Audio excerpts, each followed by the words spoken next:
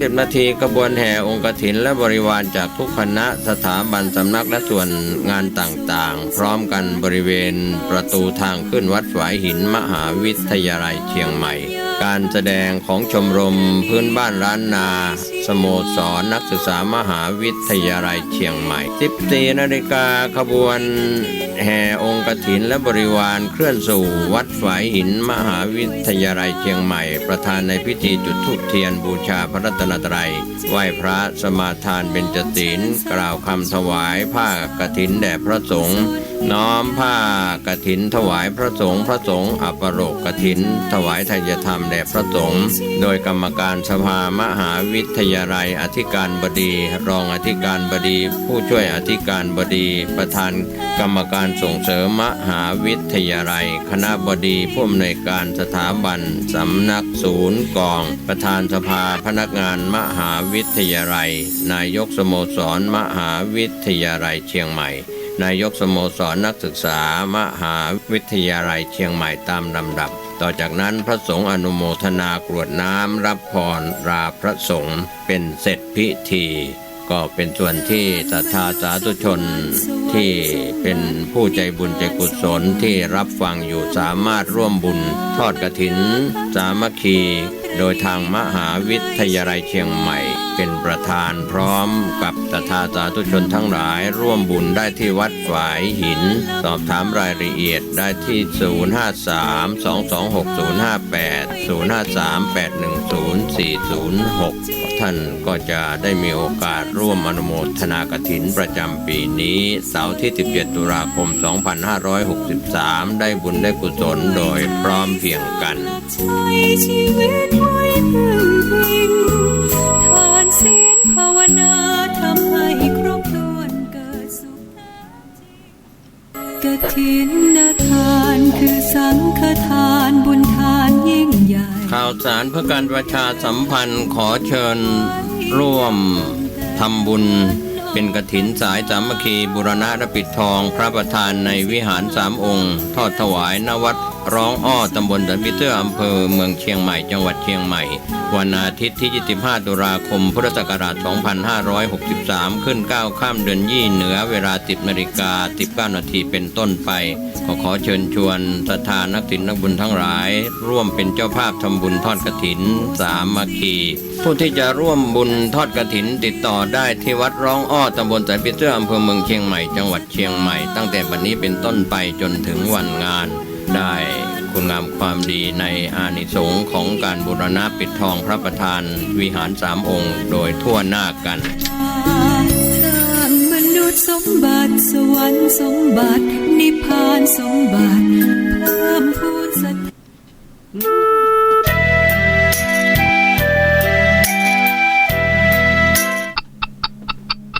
ทุกเรื่องราวของการศึกษาตามรอยพุทธศาสนาและวัฒนธรรม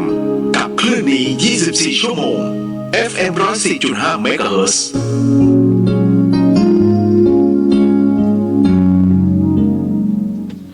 ค่ำคืนแห่งความอิ่มใจกับคลื่นพลังบุญที่คุณไม่สามารถหาฟังที่ไหน FM 104.5 เมกะเฮิรตซ์สถานีวิทยุเพื่อการศึกษาพระพุทธศาสนาและวัฒนธรรม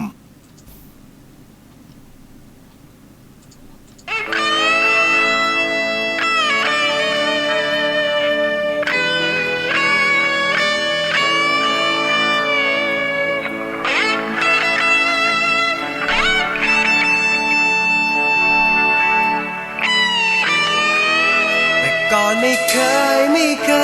ยแค่เพียงแต่รู้จักไม่เคยจะคิดให้ใจของเราต้องหวั่นไหวไม่เคยจะหวังฝักใจให้ใครเลยสักคนแค่เพียงผ่านทักทายแล้วจากไปแต่มาวันนั้นเห็นเธอคนเคยที่รู้จักแปลกใจรอยยิ้มของเธอทำใจให้หวั่นไหวข้างในรอยยิ้มของเธอช่างงามสุดสดใสเหมือนว่าใจเพิ่งเคยได้เจออยากบอกอะไรให้รู้ในใจสักนิดหนึ่งโปรดอย่าทำครึ้มให้ใจดวงนี้ต้องร้าวรอนได้โปรดเถิดยิ้ม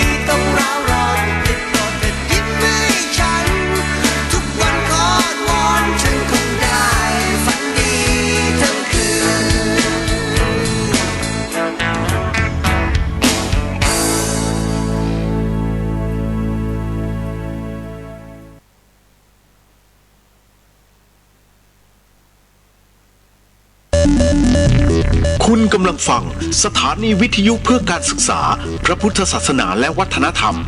FM 104.5 MHz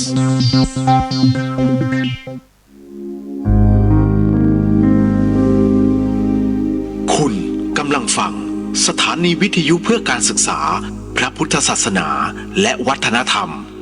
FM 104.5 MHz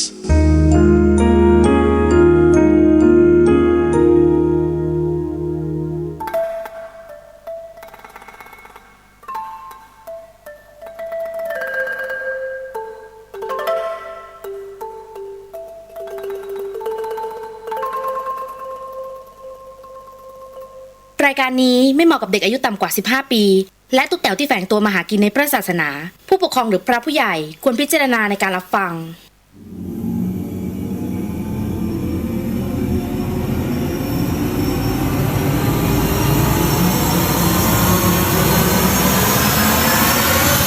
The เฮียน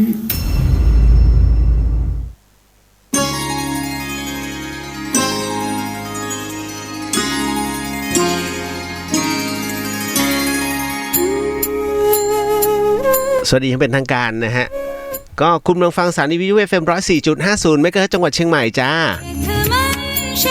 สถานีวิทยุเพื่อการศึกษาพระพุทธศาสนาและวัฒนธรรมนะฮะออกอากาศเป็นประจำทุกค่ำคืนเลยนะครับเดี๋ยวเชงก่อนพี่โก้ยังไงดิพี่โก้ฮะ นะฮะอ๋ออะไรนะโก้เก๋าเก่งใช่ไหมฮะ โก้ผิวนาราชบุรีนะครับบิ๊กช็อคเขาเข้ามาแซวนะฮะก็หายแล้วใช่ไหมฮะที่ข้อบวมพี่โก้ฮะก็เมื่อก่อนเขาจะหล่อมากพี่โก้จะหล่อมากขวัญใจสาวๆอย่าให้เล่าโก้อย่าให้เล่า ความลับอยู่ที่นี่เยอะ ตีสวัสดีครับพี่เลียวสวัสดีฮะโก้พริ้วเดอะเพียนมาแล้วพี่อ่ะไม่เคยใส่หน้ากากจัดด้วย ไม่เหมือนโคตรช็อกนะจ๊ะน้องแอร์สวัสดีเจ้าอ้ายเรียสวัสดีครับนะฮะก็ผิวไทยร็อกใช่เมื่อกี้เปิดไปไทยร็อกนะจ๊ะน้องๆคงไม่ทันเกิด นะฮะน้องเปียกบอกว่าสวัสดีครับพี่เรียวสวัสดีครับนะฮะมุกมิกมาแล้วสวัสดีครับพี่เรียวสวัสดีค่ะก็ผิวบอกเดอะเพียนโดยนะเพียนเรียวซึเกะนะฮะอะไรนะโก้ไข่แดดเดียวใช่ไหม ฉายาอย่าเดี๋ยวเชียงใหม่เขาจะรู้จักพี่โก้เยอะขึ้นกว่าเดิมนะฮะเจสวัสดีครับพี่เลียวสวัสดีฮะสวัสดีฮะพี่เติ้ลนะครับสวัสดีครับอ้ายเดี๋ยวเราไปเจอกันที่จอซีเดอร์นะฮะก็พอดีว่าคือพี่เลียวมีนัดกับกลุ่มพี่ๆเขานะฮะแล้วก็พี่เติ้ลเนี่ยที่ใช้ชื่อว่าภาคภูมิเนี่ยนะฮะก็เป็นกลุ่มLove Family เป็นกลุ่มรักครอบครัวครับก็จะมีไปที่จอซีเดอร์ตอนนี้ยังขาดเครื่องขาดอะไรมั่งพี่เติ้ลเขียนมาเดี๋ยวพี่เลียวประกาศให้นะฮะนิดนึงก็คือ1 ปีเนี่ยจอซีเดอร์เขาจะทางมันจะเปิดให้เราเอาของเข้าไปให้เด็กนักเรียนเนี่ยนะจอซีเดอร์เหนือจอซีเดอร์ใต้เนี่ยปีนึงก็ไม่กี่วันนะฮะก็เลยมีคือเราก็มีนัดกันเป็นกลุ่มใหญ่และเอาของเข้าไปแล้วไปทำรั้วให้โรงเรียนเขาสุดยอดมากกลุ่มนี้นะฮะก็คือผมก็ต้องไปกับเขาด้วย นะฮะคุณพัชพลสวัสดีครับพี่เรียวเมื่อวานฟังไม่จบเคลิ้มหลับคุณพระช่วยอันนี้รายการเดอะเฮียนฮะ ไม่ใช่เพลงหวานวันๆนะฮะโอ้ยจบเคลิ้มหลับไปก่อนพอรู้ตัวอีกทีรายการก็จบไปแล้วรายการพี่เลียวกลายเป็นรายการกล่อมนอนไปซะแล้วโอ้โหอีกหน่อยรายการกล่อมเด็กแน่ๆเลยพี่คะลูกหนูได้3 เดือนแล้วครับพี่ช่วยพูดหน่อยค่ะลูกจะได้หลับ จบเลยถึงจุดนั้นเมื่อไหร่ผมจะเลิกทำรายการ นะน้องมิ้นสวัสดีครับพี่เลียวสวัสดีค่ะนะฮะมิตรชัยสวัสดีครับพี่หนานสวัสดีครับนะฮะแล้วก็คุณธัญญาสวัสดีค่ะพี่เรียวสวัสดีค่ะนะฮะพงธนาสวัสดีครับนะจ๊ะแล้วก็มาถึงวันรายงานตัวครับพี่เรียวอันนี้ไปทุกรายการ นะต่อเมืองเหนือ Good evening พี่เรียวสวัสดีครับนะมุกมิกอยากรู้ประวัติ พี่โก้จังพี่เลียวเล่าให้ฟังหน่อยค่ะอยากรู้จริงเหรอโก้มีคนอยากรู้ประวัติมึงละ อ๋อขาดรั้วใช่ไหมฮะขาดรั้วนี่คือเป็นไงไม้ตะปูตะข่ายหรืออะไรฮะอันนี้เดี๋ยวพี่เติ้ลต้องแจ้งพี่เลียวนิดนึงจะได้ประชาสัมพันธ์พอดีเราจะไปช่วยเหลือโรงเรียนที่ยากเขาเรียกว่าได้โอกาสอะนะฮะนู้นเลยอยู่ในกลางดอยแล้วเรียกว่าเป็นอันดับต้นๆของประเทศไทยที่เข้าได้แบบโหดมากอะระดับ A อะ ถ้าพูดถึงระดับ A ไปยากแล้วล่ะนะฮะถนนคือลำน้ำนะฮะพี่เติ้ลบอกพี่เลียวมาเป็นรั้วอะไรนะฮะจะได้บอกถูกนะจ๊ะก็ว่าไงฟังอยู่ว่าไอ้นี่เข้ามาแวบแล้วก็ออกนะฮะน้องก็อยากรู้ประวัติคือจริงพี่เลียวกับพี่โก้เนี่ยนะฮะเราจะอยู่ในสถานบูมเมื่อก่อนได้ยินไหมบูมเรดิโอ90 FM นะเมื่อก่อนเขาจะเป็น M3 CHR พี่โก้พี่ป๋องนี่เขาจะอยู่อะไรนะฮะโยยะลิกุยครับฮะอะไร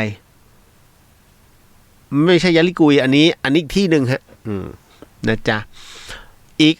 5,000 น่าจะพออันนี้ยังขาดปัจจัยใช่ไหมฮะก็คุณผู้ฟังท่านใดที่อยากจะร่วมบุญนะฮะแล้วก็คือเอาว่ามันยังมีในเรื่องของอะไรอีกหลายๆอย่างที่นักเรียนยังขาดแคลนอยู่นะครับอันนี้พี่เลียวบอกบุญให้กับกลุ่ม The Family นะฮะพี่เติ้ลขอหมายเลขบัญชีขึ้นมาหน่อยเพราะว่าพี่เลียวจะได้ประชาสัมพันธ์ให้นะฮะง่ายกว่าตรงนี้เหลือไปประมาณจำนวน 5,000 สุดท้ายซึ่งนักเรียนเนี่ยเขามีด้วยกันก็ประมาณ95 คนถ้าจำไม่ผิดอันนี้เหนือใต้มี35 คนแต่ทั้งหมดล้อมด้วยขุนเขารั้วเราจะสร้างสำเร็จครับอีก 5,000 บาทจะพอครับทางโรงเรียนช่างลงเสาแล้วเนาะนะฮะก็พี่เติ้ลส่งหมายเลขบัญชีมาให้พี่เลียวฮะเดี๋ยวพี่เลียวจะประชาสัมพันธ์ให้เป็นเป็นอะไรเป็นช่วงๆนะฮะบอกก่อนผมเนี่ยพี่เลียวนะฮะพี่ป๋องพี่โกพิวผมเมื่อก่อนมีเยอะมากนะฮะแม้กับน้องเอ๋สุรัญญาธรรมสุนทรนะฮะที่เป็นโค้ชเป็นไลฟ์โค้ชคล้ายๆชอนนะฮะแต่ไม่เหมือนชอน เอ๋มันให้กำลังใจนะเป็นผู้ที่ LPA เป็นผู้ที่สร้างแรงบันดาลใจคือจะอยู่ในกลุ่มนั้นเลยฮะตั้งแต่ไหนแต่ไรมาแล้วนะฮะเพราะฉะนั้นเนี่ยทุกคนจะไปเติบโตในกรุงเทพมีผมมาชอบสันโดษคือผมเป็นอะไรที่ถ้าวุ่นวายปุ๊บเมืองวุ่นวายนะไม่ใช่คนนะเมืองวุ่นวายแล้วพี่เราจะกูไม่เอาแล้ว ผมเป็นคนที่อินดี้มากๆเพราะฉะนั้นเวลา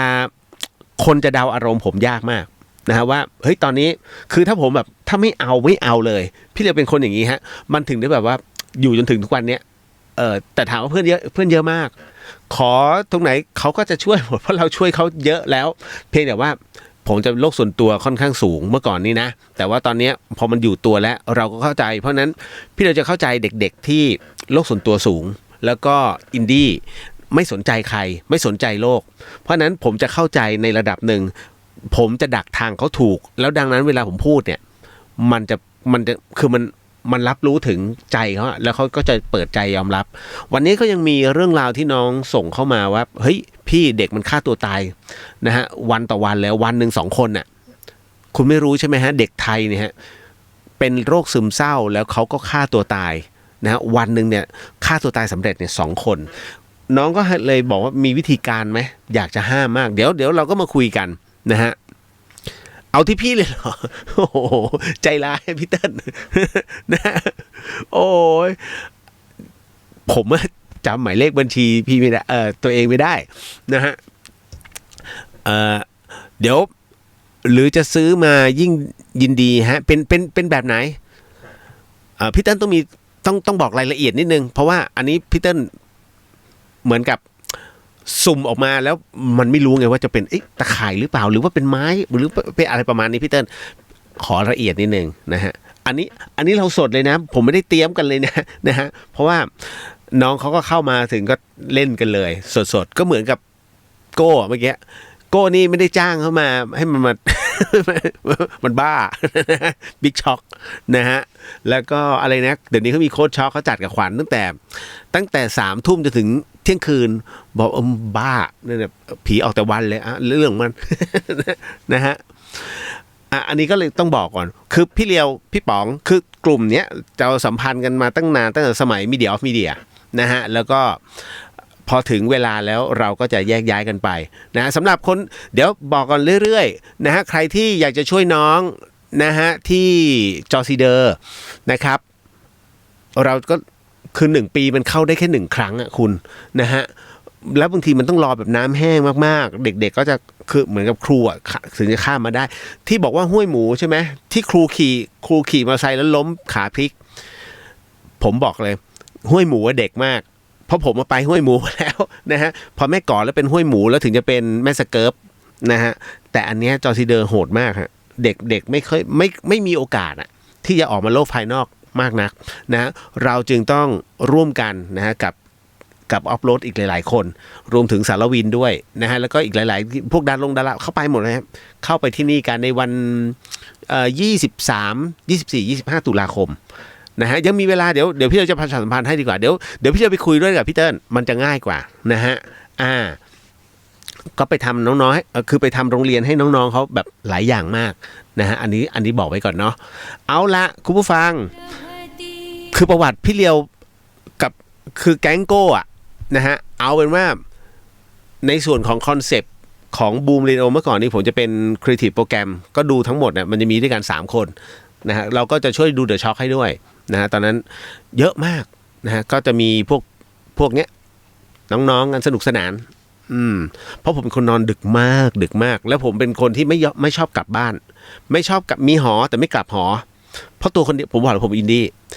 ผมก็จะนอนในรถเลยตอนนั้นจอดข้างสตูดิโอเลยฮะแล้วผมก็จอดนอนหลังรถคือผมจะใช้รถเป็นบ้านเลยนะฮะรถเก่งนี่แหละแล้วด้านผมก็จะมีม่านกั้นไว้เฉพาะด้านหลังแล้วแง้มมันนิดนึง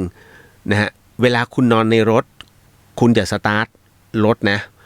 แต่ถ้าอยากจะสตาร์ทไว้ให้แง้มลงนิดนึงเพราะว่าเมื่อไหร่ก็ตามที่เครื่องดับปุ๊บมันวนไอ้คาร์บอนมอนอกไซด์ที่จากท่อไอเสียเนี่ยมันตีขึ้นพอมันตีขึ้นปุ๊บที่มันตายกันในรถเพราะอันนี้ฮะมันลมควันจากท่อไอเสียมันย้อนขึ้นมาจากท่อแอร์ตายสนิทแล้วที่กรุงเทพตายบ่อยมากเมื่อก่อนนี้นะแต่ถ้าคุณเปิดช่องเอาไว้ปุ๊บมันจะมีอากาศถ่ายเทนั่นแหละโกมชอบมาแกล้งนะครับผมจะตื่นแบบคือนอนประมาณบางทีช็อกจบแล้วอะตี 3 ช็อกจบผมก็หลับเลยหลับมาหลังรถไอ้พวกนี้ก็กลับบ้านกันตื่นเช้ามาผมตื่นมา10 โมงอะออกมานอกรถไอโก้ตั้งป้ายขายรถผมอะ ผมแค้นมันทุกวันนี้นะฮะก็คือมันก็เป็นอย่างเงี้ยสนุกสนานว่าอัมกันไปอัมกันมาอันน่ะอาป๋องสวัสดีครับพี่เลียวสวัสดีฮะนะฮะแล้วก็ขจรศิลป์สวัสดีครับพี่เลียวสวัสดีฮะนะจ๊ะมาเรื่อยๆเลยแล้วก็ยังมีคนถามถึงเรื่อยๆนะฮะหมอดูไม่ใช่หมอดูหมอนวดขั้นเทพนะก็เรียกว่าเป็นผู้ที่จัดโครงสร้างนะฮะระบบโครงสร้างกระดูกใหม่ทั้งหมดของร่างกายเนี่ยให้ชัดเจนมากยิ่งขึ้นนะครับบางคนสูงขึ้น3 เซนเรื่องจริงนะคือเพราะว่าคุณเดินมาก1เดินมาก2แบกเป้แล้วก็หิ้วข้าวของรุงรังหนักเนี่ยมันจะซุดลงเรื่อยๆความสูงคุณจะซุดลงเพราะฉะนั้นเนี่ยพี่ตู่เนี่ยหมอตู่เนี่ยมาเนี่ยเพื่อยืดความสูงให้คุณกลับมาสู่ความเป็นจริงฮะแกก็จัดการเลยฮะจัดข้อตึกแล้วก็ดึงกึบขึ้นมา3 เซน เพราะฉะนั้นคุณจะไปถ่ายกับประชาชนอีกรอบนึงก็คือต้องดึงเรียบร้อยแล้วคุณจะดูสูงสมาร์ทว่ะ ประมาณนี้คือเดี๋ยวพี่เขาจะมาอีกทีนึงประมาณพฤศจิกายนนะฮะอันนี้ต้องบอกไว้ก่อนใครที่อยากจะจัดระบบกระดูกหรือว่าระบบเส้นประสาทนะฮะให้มันเข้าที่เข้าทางอีกรอบนึงใครที่เป็นพวกนิ้วล็อกออฟฟิศซินโดรมนะฮะแล้วก็แบกของหนักๆมาปวดหลังอยู่เสมอเหมือนน้องผมอะเสือขาว อ๋อโอเคนะฮะเหมือนน้องผมคนเสือขาวก้มเจ้าออยเขาก้มเจอหมอตู่เข้าไปกึบเรียบร้อยตรงตัวตรง ตอนนี้นะฮะใช้เวลาไม่ถึง7 นาทีนะฮะใครที่บอกว่ากระดูกเสื่อมข้อเสื่อมเนี่ยให้แกดูก่อนแล้วแกก็จะบอกอ๋อเนี่ยเสื่อมแล้วเดี๋ยวทำให้ตึ๊บกลับเหมือนเดิมแต่ถ้าอันไหนแบบขาเบี้ยวขาคดเพราะว่าเป็นเพราะกระดูกแตกมาตั้งแต่เด็กเนี่ยแล้วมันเข้าเป็นรูปนั่นแล้วดัดไม่ได้ฮะอันไหนทำไม่ได้จะบอกว่าทำไม่ได้เพราะว่ามันเป็นรูปแบบที่บนโดนสร้างมาแบบนั้นแหละนะฮะถ้าบิดอีกทีคือหักนะฮะแล้วอีกอันนึงก็คืออย่างที่บอกกระดูกพรุนงดนะฮะเรื่องของการจัดระบบกระดูกเนี่ยนะฮะให้เป็นระเบียบคนที่เป็นแบบนี้ให้งดเพราะว่าถ้าหักปุ๊บหรือว่าดัดปุ๊บเนี่ยมันพังเพราะกระดูกมวลกระดูกคุณไม่แข็งแรงเนี่ยคุณไปทำไม่ได้นะฮะได้อีก3 เซนนี่160เลยนะหนู อ๋อโอเคได้ครับเดี๋ยวพี่ดูอีกทีนึงนะฮะเติ้ลแล้วก็เดี๋ยวพรุ่งนี้อีกรอบนึงเดี๋ยวจะประชาสัมพันธ์ให้อย่างต่อเนื่องวันนี้คงไม่ได้เพราะว่าไลน์มันอยู่ในเครื่องนี้ที่ไลฟ์สด 2 เครื่องเลยนะจ๊ะเอาล่ะอันนี้ก็บอกไปแล้วนะอีก2 เดือนนะจ๊ะตอนนี้ยังไม่ต้องพูดถึงนะฮะ หลายคนบอกจริงเหรอพี่นั่นแหละก็เดี๋ยวมาเรื่องราวข่าวๆเนี่ยพูดถึงในเรื่องของประเทศไทยตอนนี้มันมีเหตุการณ์อะไรมากมายนะฮะเอาบอกก่อนว่าพี่เลี้ยงไม่คุยการเมืองนะฮะแต่คราวนี้สิ่งที่ผมจะพูดถึงเพราะว่าผมจำได้ว่าเมื่อ2 เดือนที่แล้วมั้งที่มีข่าวเรื่องของอะไรนะไปทำคลิปกันเพื่อด่าประเทศไทยในส่วนของกะทิที่อังกฤษมันไม่ขายเพราะว่าทรมานลิงจำได้ป่ะวันนี้มาแล้วฮะข่าวมาแล้วฮะคือผมคงไม่อ่านรายละเอียดแต่ว่าจะเป็นหัวข้อข่าวแล้วกันคือออสเตรเลียเนี่ยนะฮะออสเตรเลียมันอึ้งเลยนะเพราะเขาไปตรวจเจอว่าไอ้กะทิกระป๋องของเราเนี่ยที่ส่งออกไปเนี่ยไอ้กลุ่มประเภทค้ายามันไปดัดแปลงฮะมันไปเอายาไอซ์เนี่ยไปผสมในกะทินะฮะเอาไปผสมตรงนั้นแล้วมันเอาเข้าไปบ่อยๆเข้าทางของออสเตรเลียเขารู้สึกสงสัยก็มีสายรายงานพอสายรายงานเสร็จปุ๊บเขาก็เลยอายัดล็อตเนี้ยที่เพิ่งไปเนี่ยนะฮะปรากฏว่าเขาเอาน้ำกะทิของไอ้กะทิกระป๋องเนี่ยที่นำเข้าจากไทยเนี่ยเอาไปสกัดดูปรากฏมันเป็นแอมเฟตามีนฮะ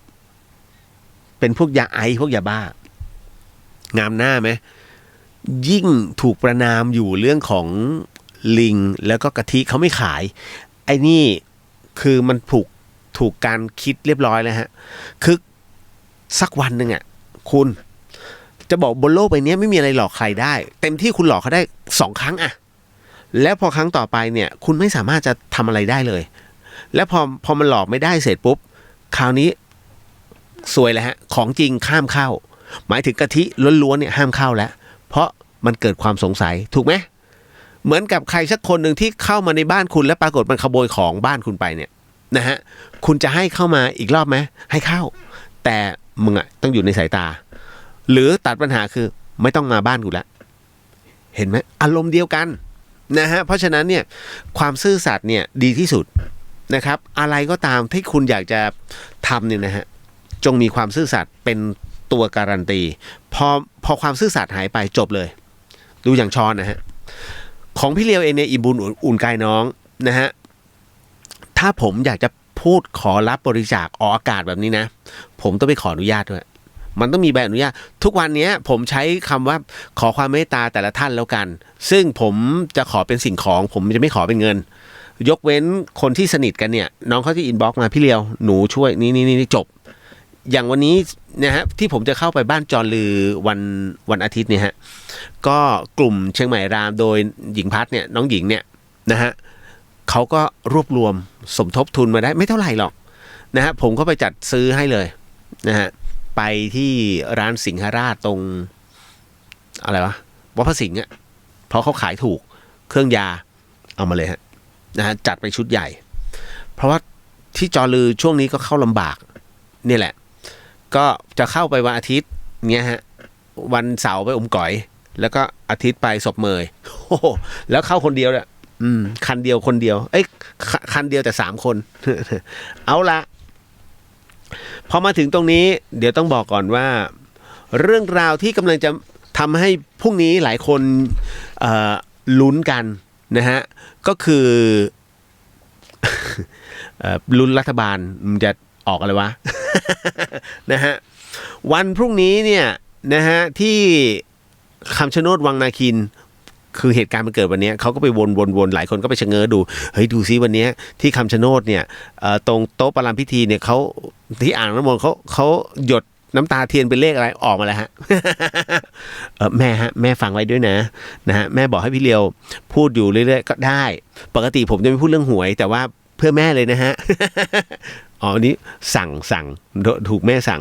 นะฮะคือมองน้ำตาเทียนเนี่ยมันก็จะมีเลข7เลข2เลข5เลข8คือมันออกมาเรียงกันแล้วเขาไปตีกันเองผมดูแล้วไอ้7นะชัดแต่ที่เหลือผมคิดกันไปเองอะ นะส่วนที่เหลือนั้นไปเดาเองฮะนะครับเพราะว่าคอหวยเนี่ยอันนี้บอกไว้ที่น้ำตาเทียนมันออกมันออกมาเป็นคือมันวนไปวนมามันก็เป็น2เลขใช่ไหมเป็นเลข7บ้างเป็นเลข2บ้างเป็นเลข5บ้างแล้วก็เป็นเลข8มีอยู่4ตัวเนี่ยวนกันไปนะฮะอีกอันนึงที่ไม่พูดไม่ได้เรื่องนี้ฮะคือเขาแห่ซื้อทะเบียนรถลากของไอ้ไข่คอหวยสุโขทัยตาลุกวาวนี่เลยฮะบรรดานักเสี่ยงโชคแล้วก็ผู้อาศัยในเขตใกล้วัดตะเวทหรือวัดป่าปลานะฮะอยู่ที่ศรีสำโรงสุโขทัยเนี่ยเขาก็แห่ซื้อทะเบียนรถที่แห่รูปหล่อจำลองของไอ้ไข่นะฮะก็ต้องบอกว่าเผื่อไว้ก่อนนี่แหละคุณผู้ฟังผมจะพูดนิดนึงแล้วกันเรื่องไอ้ไข่นะฮะที่เชียงใหม่ก็มีใช่ไหมนะฮะล่าสุดนี้เมื่อวันอาทิตย์ที่ผ่านมานี่ที่วัดสันมะเกียงถูกไหมเพราะจำได้เพราะพี่ตู่แกไปรักษาอยู่ที่สันมะเกียงนะฮะก็แห่ก็มีไอ้ไข่แล้วสิ่งหนึ่งเดี๋ยวนะอันนี้ผมพูดทั้งประเทศเลยสิ่งหนึ่งนะฮะที่ไข่แต่ละที่ไม่เหมือนที่วัดเจดีย์คือมันมีที่อยุธยาเดี๋ยวบอกถูกนู่นถูกนี่ก็เรื่องของอยุธยาแต่สิ่งหนึ่งเนี่ยที่ผมสัมผัสด้วยตัวเองแล้วไปที่วัดเจดีย์พูดคุยกับคนที่คว่ำวอร์ดตัวจริงๆตัวเป็นๆแล้วก็แท้ๆรวมไปถึงคนที่บ้านของคนที่ปลุกเสกไข่ไปมาเรียบร้อยพูดคุยเป็นที่เรียบร้อยผมถึงได้รู้ว่ายังไงไข่วัดเจดีย์ก็คือไข่วัดเจดีย์ไม่ใช่วัดสระสี่มุมคือบางคนก็บอกว่าวัดสระสี่มุมนั้นเป็นที่ปลุกเสกนะก็ไข่ก็อยู่นี่เหมือนกันผมก็จึงไปถามคุณคืออย่างนี้ใครที่มีไอ้ไข่วัดเจดีย์อยู่แล้วนะฮะคุณฟังตอนนี้ราคาสูงมากนะฮะของแท้ของเทียมเพียบไปหมดนะครับแล้วก็อะไรนะก้านทูบใช่ไหมที่จุดมาแล้วเป็นเลขคุณอย่าไปซื้อนะฮะต่อให้จะบอกว่ามาจากวัดเจดีย์คุณอย่าไปซื้อฮะเพราะว่าล่าสุดนี้ท่าพระจันทร์นี่ทำกันเป็นแถวเลยแล้วจุดมีเลขทุกอันมีทุกตัวนะเขาขาย1 บาทไงแต่มีคนมาขาย100นะโอ้สุดๆนะฮะเรื่องการค้าสิ่งศักดิ์สิทธิ์ในประเทศไทยอันดับ1ผมจะบอกว่าทำไมไข่วัดเจดีย์ก็ยังเป็นไข่วัดเจดีย์เมื่อก่อนเนี้ยที่ตะไคร่เนี่ยนะฮะผมก็เรียกแกว่าตะไคร่แต่พวกในเพจบอกให้เรียกว่าไอ้ไข่ก็เข้าใจก็เรียกก็จะแล้วแต่ผมอยากเรียกตะไคร่เพราะผมให้เกียรติแกคือเรื่องของไข่วัดเจดีย์เนี่ยฮะผมถามคุณออสเขานะครับซึ่งเป็นเจ้าของเพจคุณไม่จำเป็นต้องไปที่วัดเจดีย์หรือไม่ต้องไปที่วัดไหนก็ได้ที่เรียนแบบตะไคร่เพียงแค่คุณมีภาพของไอ้ไข่นะฮะของวัดเจดีย์คุณออสบอกว่าแค่คุณตั้งนะโมแล้วก็ใช้คาถาไอ้ไข่เนี่ยในการบนบานศาลกล่าวแค่นั้นเลยครับคือมันเป็นพลังเทพอ่ะมันเป็นพลังอัตโนมัติในเรื่องของให้บารมีผมไม่ได้สายมูนะฮะไม่ใช่มูเตลูนะฮะแต่ผมอ่ะคือพูดถึงในส่วนของคนที่เขาเริ่มต้นความวอร์ดมาเป็นเวลา40 ปีนะฮะก่อนที่ไข่จะดังเพราะเขาอยู่ที่วัดนี้เลยแล้วก็ที่สำคัญเนี่ยผมได้ช่วงหนึ่งผมคลุกกับบ้านปู่เที่ยง ปู่เที่ยงเป็นใครปู่เที่ยงคือจอมขมังเวทนะ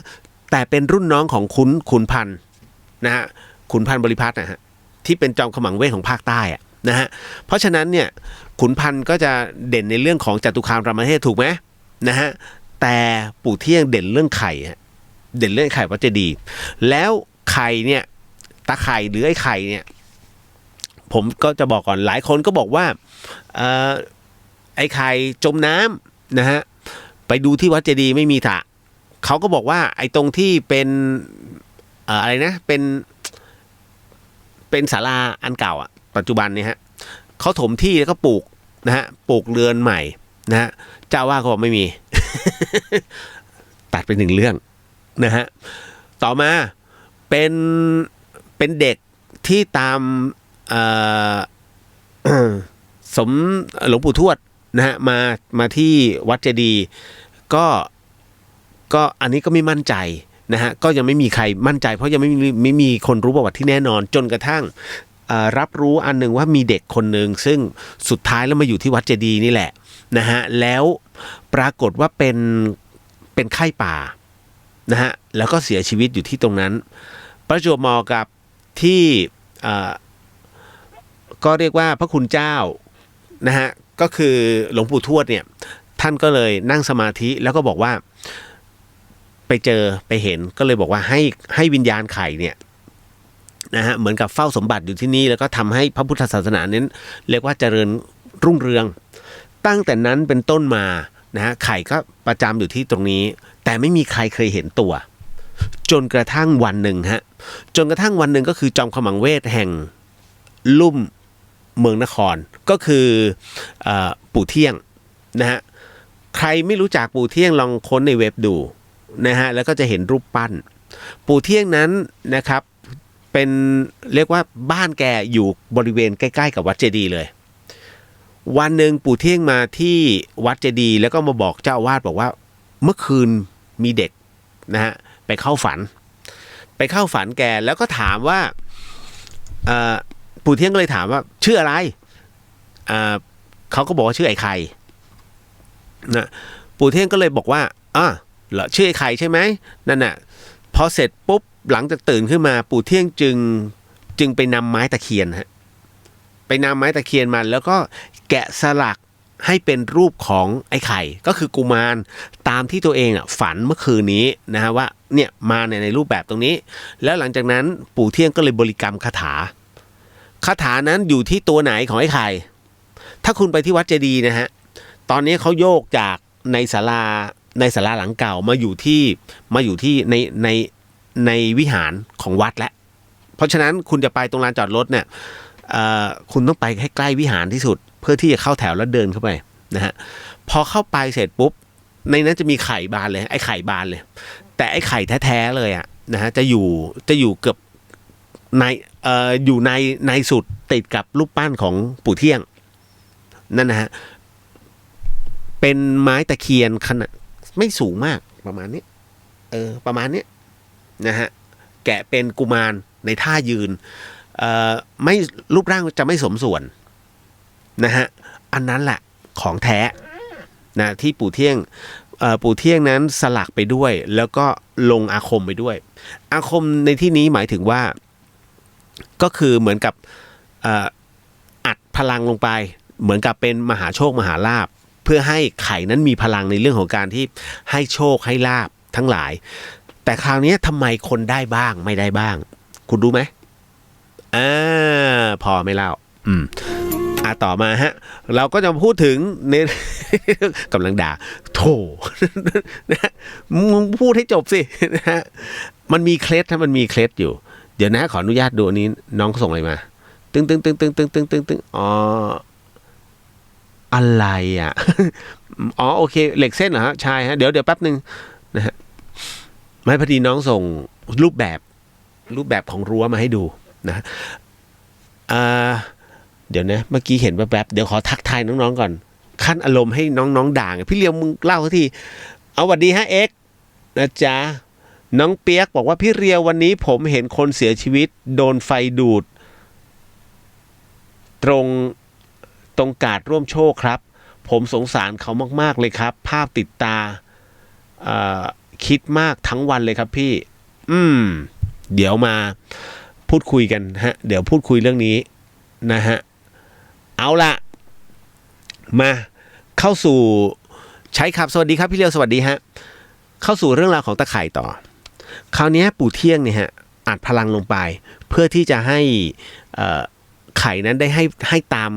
มพรที่ขอแต่คราวนี้มันมีข้อแม้ฮะคุณถึงสังเกตไหมว่าทำไมไม่ได้วะทำไมกูขอตั้งนานทำไมไม่ได้มันจะมีฮะก็คือ1ผู้ที่ขอนั้นนะฮะจะต้องเป็นผู้ที่มีสัมมาอาชีวะก็คือมีอาชีพเป็นอาชีพชอบก็คือเป็นอาชีพที่เราประกอบอยู่ทุกวันนี้นะเป็นอาชีพในทางที่สุจริตนะฮะลูกค้าน้อยจังเลยขายขอวันนี้เฮงๆนะพี่เป็นเจ้ามือหวยใต้ดินอะไรไม่ได้นะฮะอันนี้ยากมากนะฮะแต่ถ้าในส่วนของการค้าขายคุณจะเห็นนะเดี๋ยวเอาทุเรียนไปแจกเป็นตันๆเลยนะฮะเดี๋ยวเอาข้าวของมาเยอะแยะไปหมดเพื่อแจกคนรอบข้างเป็นพันๆนั่นคือเหมือนกับถวายไข่เป็นที่เรียบร้อยแล้วนั่นนะฮะไข่ต้มเป็น10,000 ฟองประทัดเป็น8 ล้านนัดอย่างเงี้ยกะละแมไปจุดกัน8 ล้านนัดพอถึงอย่างเงี้ยนะฮะก็ถึงต้องบอกว่าอันนี้อันที่1ต้องมีสัมมาอาชีวะอันที่2ต้องเป็นคนที่มีศีลนะฮะศีลต้องไม่พร่องหมายถึงว่าทำอะไรก็ตามตั้งมั่นอยู่ในศีลต้องแน่นเปรี้ยศีลขาดทุกวันแต่ศีลขาดนั้นมันเป็นเหตุอะไรมันเป็นเหตุเพราะเป็นช่วงของการเอาตัวรอดแน่นอนที่สุดการตลาดเนี่ยใครเป็นมาร์เก็ตติ้งต้องตอแหลเก่งพี่คะสินค้าหนูทนที่สุดนะคะพี่ขาไม่ใช่มึงใช้2 ทีหักนะฮะแต่มันต้องตอแหลเพื่อหน้าที่การงานถูกไหมแต่พอเสร็จปุ๊บรีบต่อเขาเรียกรีบสมทานศีลต่อทันทีคือมันมีเหตุที่จะต้องเพื่อทำให้ต่อหน้าที่การงานของเราถูกไหมฮะเพราะฉะนั้นเนี่ยถ้าเรารีบต่อก็คือเจตนาเราไม่มีมันเป็นความอยู่รอดอันนี้ไข่เข้าใจอย่างนี้ก็ได้นะฮะกรณีแบบนี้เพราะฉะนั้นสองกรณีเนี่ยที่คุณออสบอกว่าคนที่ขอเนี่ยต้องมีศีลอันที่2ก็คือว่าเป็นคนที่มี3มีความซื่อสัตย์3มีความซื่อสัตย์นะฮะ1มีอาชีพ2มีศีล3มีความซื่อสัตย์ไข่จะช่วยฮะคนที่มี3บุคลิกนี้นะฮะอยู่ในตัวตนเพราะฉะนั้นเนี่ยจึงเห็นว่ามีคนได้บ้างไม่ได้บ้างนั่นแหละครับตามเหตุปัจจัยอันนี้ผมถึงได้บอกไว้ก่อนนะนี่คือสิ่งที่ทำไมถึงแต่ละที่จึงไม่เหมือนกันที่นครศรีธรรมราชก็จะมีอีกหลายคนก็บอกว่าเฮ้ยพี่เลี้ยวไปที่วัดสระสี่มุมดินะฮะวัดสระสี่มุมเนี่ยก็มีไข่ผมก็ไปนะขับรถไปที่วัดสระสี่มุมโอ้ยไข่เบลเลอร์เลยใหญ่มากผมก็ถามพระซึ่งเป็นพระก็น่าจะเป็นพระลูกวัดแต่ว่าเหมือนกับท่านเพิ่งบวชได้ไม่นานก็ประมาณสัก7 พรรษาอย่างเงี้ยฮะผมก็เลยคุยกับหลวงพี่จะบอกว่าไข่เนี่ยอยู่วัดนี้ด้วยเหรอท่านก็ไล่เลยเมื่อก่อนก็มาอยู่วัดนี้ก่อนแล้วก็นู่นน่ะค่อยไปที่อะไรล่ะไปที่วัดเจดีย์นะคือมันไม่มีหลักฐานอ้างอิงเหมือนที่วัดเจดีย์ฮะเพราะฉะนั้นเนี่ยพอเอาเข้าจริงๆปรากฏว่าตอนแรกมีผู้ที่เช่าไข่จากวัดเจดีย์ไปก่อนแล้วจากนั้นเนี่ยได้ข่าวว่าที่วัดสระสี่มุมเขาก็ทำพิธีเหมือนกันก็เลยไปเอาไข่จากวัดสระสี่มุมมาอันนี้คือครั้งที่2พอเอาไข่จากสระสี่มุมมาปรากฏว่าครั้งแรกที่ขอนู่นขอนี้ได้มาตลอดแต่พอเอาของสระสี่มุมมาปุ๊บไม่ได้เลย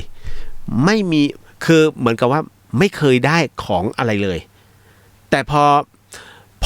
เอาเรื่องนี้ไปปรึกษากับคนที่เป็นเจ้าของเว็บเป็นเพจตะไคร่วัดเจดีย์เนี่ยเป็นไอ้ไข่วัดเจดีย์เนี่ยปรากฏว่าเขาก็บอกมาว่า ของแท้ต้องที่วัดเจดีย์เท่านั้นของแท้ต้องวัดเจดีย์ถ้าคุณไปเอาที่อื่นมาไข่โกรธถ้าเป็นของปลอมมาไข่โกรธแต่เราไม่รู้ไงว่าเฮ้ยอันไหนปลอมอันไหนจริงวะถูกไหมเพราะฉะนั้นเขาถึงได้บอกว่าแค่มีศรัทธาก็พอแล้วแค่เอาภาพของไข่จริงๆเนี่ยมาไอ้ไข่จริงๆมาแค่ปริ้นออกมาแล้วก็บนบานศาลกล่าวแค่นี้ก็ถือว่าได้ใกล้ชิดตัวจิตไปสัมผัสเอาเนี่ยละค้าขายเนี่ยเดี๋ยวหมดบูชาไข่ ด่าแล้วเนี่ย ชอบแอบฟังอันนี้คือถึงบอกไว้ก่อนไงว่ามันเป็นอย่างนั้นจริงๆนะฮะและคราวนี้ก็คือว่า แล้วทำยังไงอ่ะก็เขาไม่เอาจากวัดสระสี่มุมมาด้วยซึ่งก่อนหน้านี้พอไข่วัดเจดีย์เพียวๆเลยนะขออะไรได้แล้วได้ตลอดนะฮะค้าขายก็ยอดขึ้นนะฮะจะทำนู่นทำนี่ได้ยอดขึ้นหมดเลยแต่พอเอาสระสี่มุมมายอดตกแล้วเงียบจนเครียดฮะต้องไปครั้งที่3ไปครั้งที่3นี่เพื่อที่จะไปสอบถามแล้วไปเช่าบูชานะฮะพยัญแท้ๆเลยจากวัดเจดีย์มาอีกรอบหนึ่งคราวนี้ก็พอถึงปุ๊บเริ่มได้ขึ้นมาบ้างแล้วเริ่มได้เราพักของวัดสระสี่มุมไว้ก่อน นั่นก็คือเราเก็บเลยเพราะนั้นก็คือตอนนี้มันกลายเป็นว่าน้องคนนี้ที่เขาเช่าบูชามาจากวัดเจดีย์โดยเฉพาะเนี่ยมันมีแต่พุ่งเพราะฉะนั้นเขาเลยบอกว่าให้จำไว้อย่างหนึ่งว่าใครจะช่วยคนจะช่วยเฉพาะของแท้เท่านั้นเราก็เลยผมไม่ใช่มูเตลู นะครับงงไหมบางคนมาถามพี่เลียวอะไรเหรอมูเตลูคุณเคยสงสัยไหมเรื่องสายมูมันมาจากคำว่ามูเตลูแล้วมูเตลูมันคืออะไรมันไม่มีคำนิยามนะฮะคือมูเตลูเนี่ยนะฮะถ้าพูดถึงมันคือคำว่ามันก็คือเหมือนกับไสยศาสตร์มันก็คือเหมือนพวกสิ่งศักดิ์สิทธิ์ในสายที่เรียกว่าเหมือนกับเป็นทางบวกทางขาวทางดีมหาโชคมหาลาภนะฮะมูเตลูมันมาจากภาพยนตร์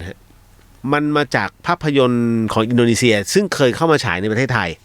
นานมากจนพี่เองก็จำไม่ได้ว่ามันมีเรื่องนี้ด้วยวะนะฮะเข้ามาในสายนี้สายมูเตลูแล้วหลังจากนั้นเนี่ยเขาก็จึงใช้คำนี้มาเป็นต้นมานะฮะคือหนังของอินโดที่มันเข้ามาชื่อมูเตลูเนี่ยมันเป็นหนังไสยศาสตร์อินโดพุทธหรือคริสต์หรือมุสลิม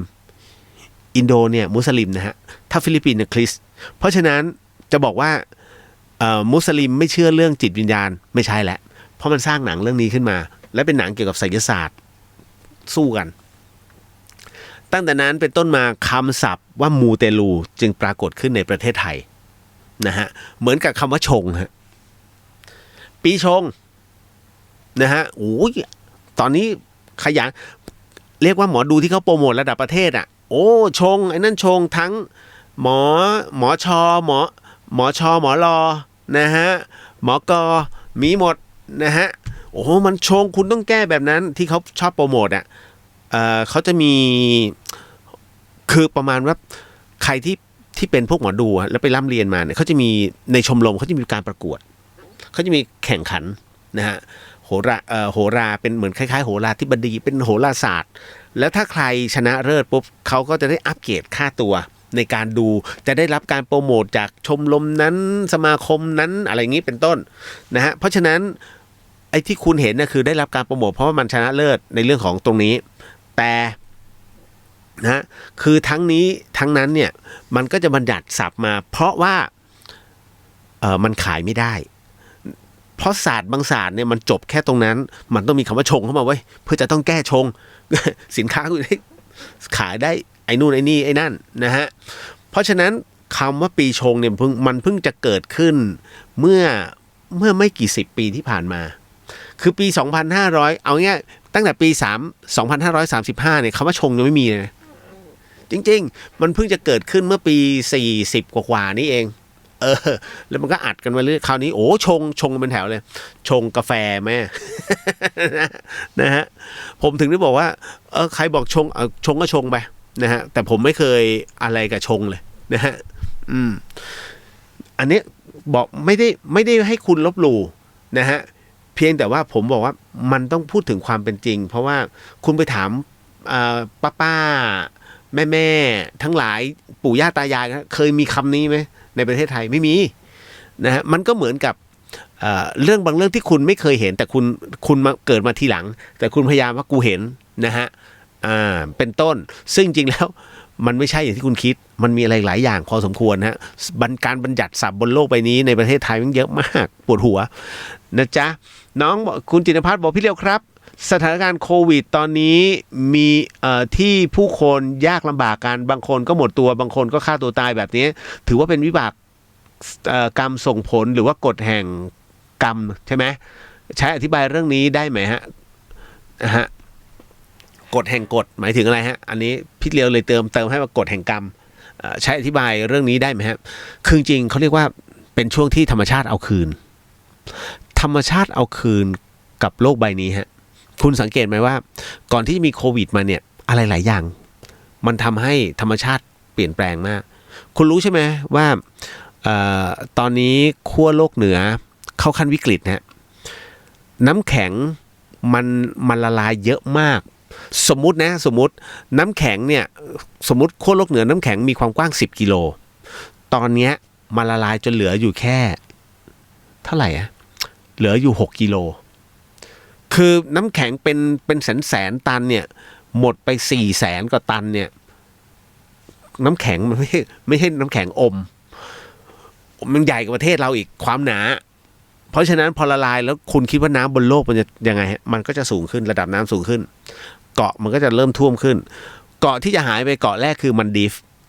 เพราะมันอีก1 นิ้วถึงแผ่นดินมันแล้วทุกวันเนี้ยนะนี่คือสิ่งที่มันจะต้องเกิดขึ้นแล้วก็ความสมดุลของโลกมันหายไป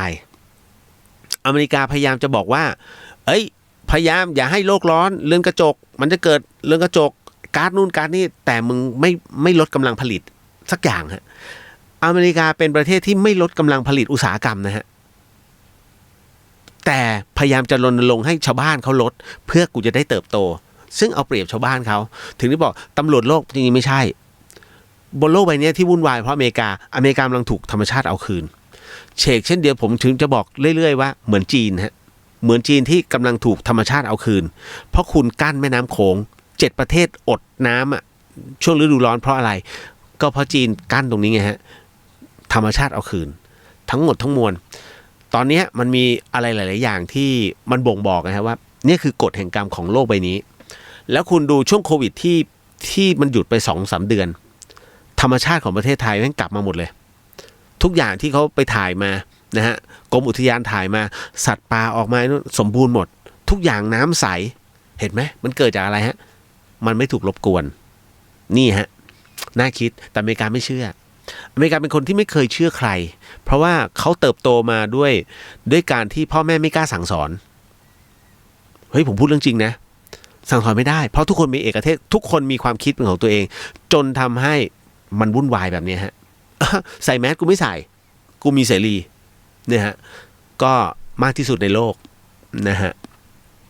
แต่ต้องยอมรับว่ายาของเขายาปฏิชีวนะของเขาเนี่ยเขาไม่กักเหมือนไทย ไทยเนี่ยยาถูกนะฮะราคายาของร้านขายยาถูกกว่าต่างประเทศแต่แป้งมันเยอะฮะส่วนผสมอย่างพาราเซตามอลของไทยเนี่ยมีแป้งอยู่ 70% 75% ตัวพารามีนิดนึงแต่ของอเมริกันเนี่ยนะฮะมันมีแป้งประมาณ 15% ที่เหลือเป็นตัวยาเพราะฉะนั้นทำไมเวลากินคุณเห็นไหมในหนังเข้าปากเคี้ยวงบมันไม่ขมซึ่งผมก็ลองแล้วนะก็ให้พี่เขาส่งมาจากอเมริกาผมก็มากินไม่ขมพารามันออกเปรี้ยวๆด้วยซ้ำนะฮะลิตเติ้ลโฮปพี่เรียวคะอยากจะถามสรรพนามที่เราจะใช้เรียกพระหน่อยค่ะหลวงพี่หลวงลุงหลวงพ่อหลวงตาหลวงปู่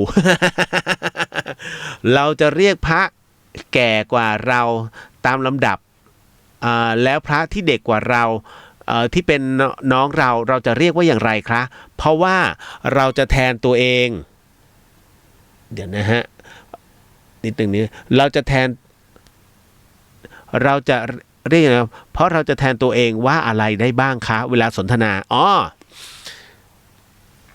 ใช้คำว่าโยมฮะคือพระที่อายุอ่อนกับเรานะฮะเยอะแยะพระที่อายุอ่อนกับผมเนี่ยแต่ผมเรียกหลวงพี่นะฮะทำไมจึงเรียกหลวงพี่เพราะท่านมีศักดิ์เป็นน้องทั้งที่ท่านมีศักดิ์เป็นน้องแต่ที่เรียกหลวงพี่เพราะว่าท่านอยู่ในสมณะเมื่อบวชแล้วผมจะเรียกท่านหลวงพี่ทันทีไม่เรียกว่าน้องเนนท่านเนนเนี่ยผมจะเรียกน้องเนนและแทนตัวเราว่าโยมน้องเนนเดี๋ยวโยมพี่นะฮะเดี๋ยวโยมพี่เอานี้ให้อันนี้สำหรับเนนนะฮะเดี๋ยวโยมพี่ จะถวายแล้วนะน้องเนนเตรียมบาตรอย่างนี้ฮะแต่ถ้าเป็นพระภิกษุปุ๊บผมก็จะเรียกว่าหลวงพี่ครับเดี๋ยวโยมจะถวายน้ำนะฮะไม่ทราบว่าหลวงพี่พอจะถือไหวไหมนะฮะจะใช้ตัวเองว่าโยมนะฮะโยมพี่นะฮะหรือว่าใช้คำว่าโยมเฉยๆก็ได้แต่ถ้าเป็นพระซึ่งอายุอ่อนเราใช้คำว่าหลวงพี่ง่ายกว่านะครับแต่ถ้าบอกพระคุณเชื่อไหมถ้าคุณเรียกพระที่เดินรอบๆเนี่ยหยุดนิ่งแล้วก็หันมาหาคุณหมด เพราะเรียกหลวงพี่เจ้าคะทำไมจึงไม่ใช่ถือว่าเป็นรุ่นพี่ถ้าผมบวชผมก็คือน้องของท่านก็คือพรรษาน้อยกว่าเพราะนั้นก็แทนว่าเป็นหลวงพี่อย่างนั้นเลยฮะผมจะใช้แบบนี้ตลอดนะไปทุกที่ผมเรียกทุกที่ฮะถ้าหลวงปู่ผมก็เรียกหลวงปู่หลวงพ่อก็จะเรียกหลวงพ่อนะฮะก็จะเป็นอย่างนี้ตลอดนะครับแต่แทนตัวเราว่าโยมนะเดี๋ยวโยมพี่นะฮะแต่ถ้าสมมุติว่าแก่กว่าเราก็ใช้คำว่าโยมธรรมดานะฮะทั้งที่พระอาจจะเรียกสีกาก็แล้วแต่เดี๋ยวนี้ยากเดี๋ยวนี้พระใช้คำว่าผมครับสังเกตไหมพระใหม่นะฮะไม่ใช้คำว่าอาตมานะฮะโยมไม่ใช้แล้วเวลาโยมถามอย่างเอาง่ายๆอย่างเกณฑ์ทหารอ้าวท่านถึงตาท่านแล้วครับไม่ได้ถ้าอยู่ในสมณะนะฮะใช้คำว่าครับไม่ได้ฮะพระท่านฟังไว้ด้วยเนอะนะครับคือผมถามเรื่องนี้กับเจ้าพระคุณสมเด็จนะฮะแล้วก็เอาง่ายๆเอาไม่ต้องถึงเจ้าพระคุณสมเด็จฮะเอาแค่เนี่ยพระอาจารย์สวัยเจ้าวาดวัดไฟหินผมเคยถามท่านพระอาจารย์การที่พระพูดครับเนี่ยถือว่าผิดไหมท่านบอกผิดอ้าวทำไมอ่ะก็มันเป็นคำที่เรียกกันพระนั้นไม่เหมือนคฤหัสถ์ถ้าคฤหัสถ์ในการพูดกันเนี่ยครับได้ผู้ชายกับผู้ชายพูดกันเนี่ยครับได้แต่ถ้าเป็นอยู่ในสมณะปุ๊บเนี่ยมันเหมือนกับได้ตายจากการเป็นคฤหัสถ์เป็นที่เรียบร้อยดังนั้นศัพท์ในการขานอีกเรื่องหนึ่งใช้คำว่าเจริญพรยาวหน่อยแต่ต้องใช้คำว่าเจริญพรคุณจะสังเกตไหมฮะพระที่ถูกสัมภาษณ์ออกอากาศเนี่ยไม่มีครับนอกจากพระเผลอตัวคือประมาณว่าพระที่จิตไม่ได้ถูกกำหนดให้อยู่กับตัวจิตมันถอดไปให้เป็นคฤหัสถ์ธรรมดาเขาเรียกว่าเป็นคำเสมอเท่าซึ่งถือว่าอาบัติทุกกฎนะฮะก็จะใช้คำว่าเจริญพรหลวงพี่ครับไม่ทราบว่าหลวงพี่มาจาก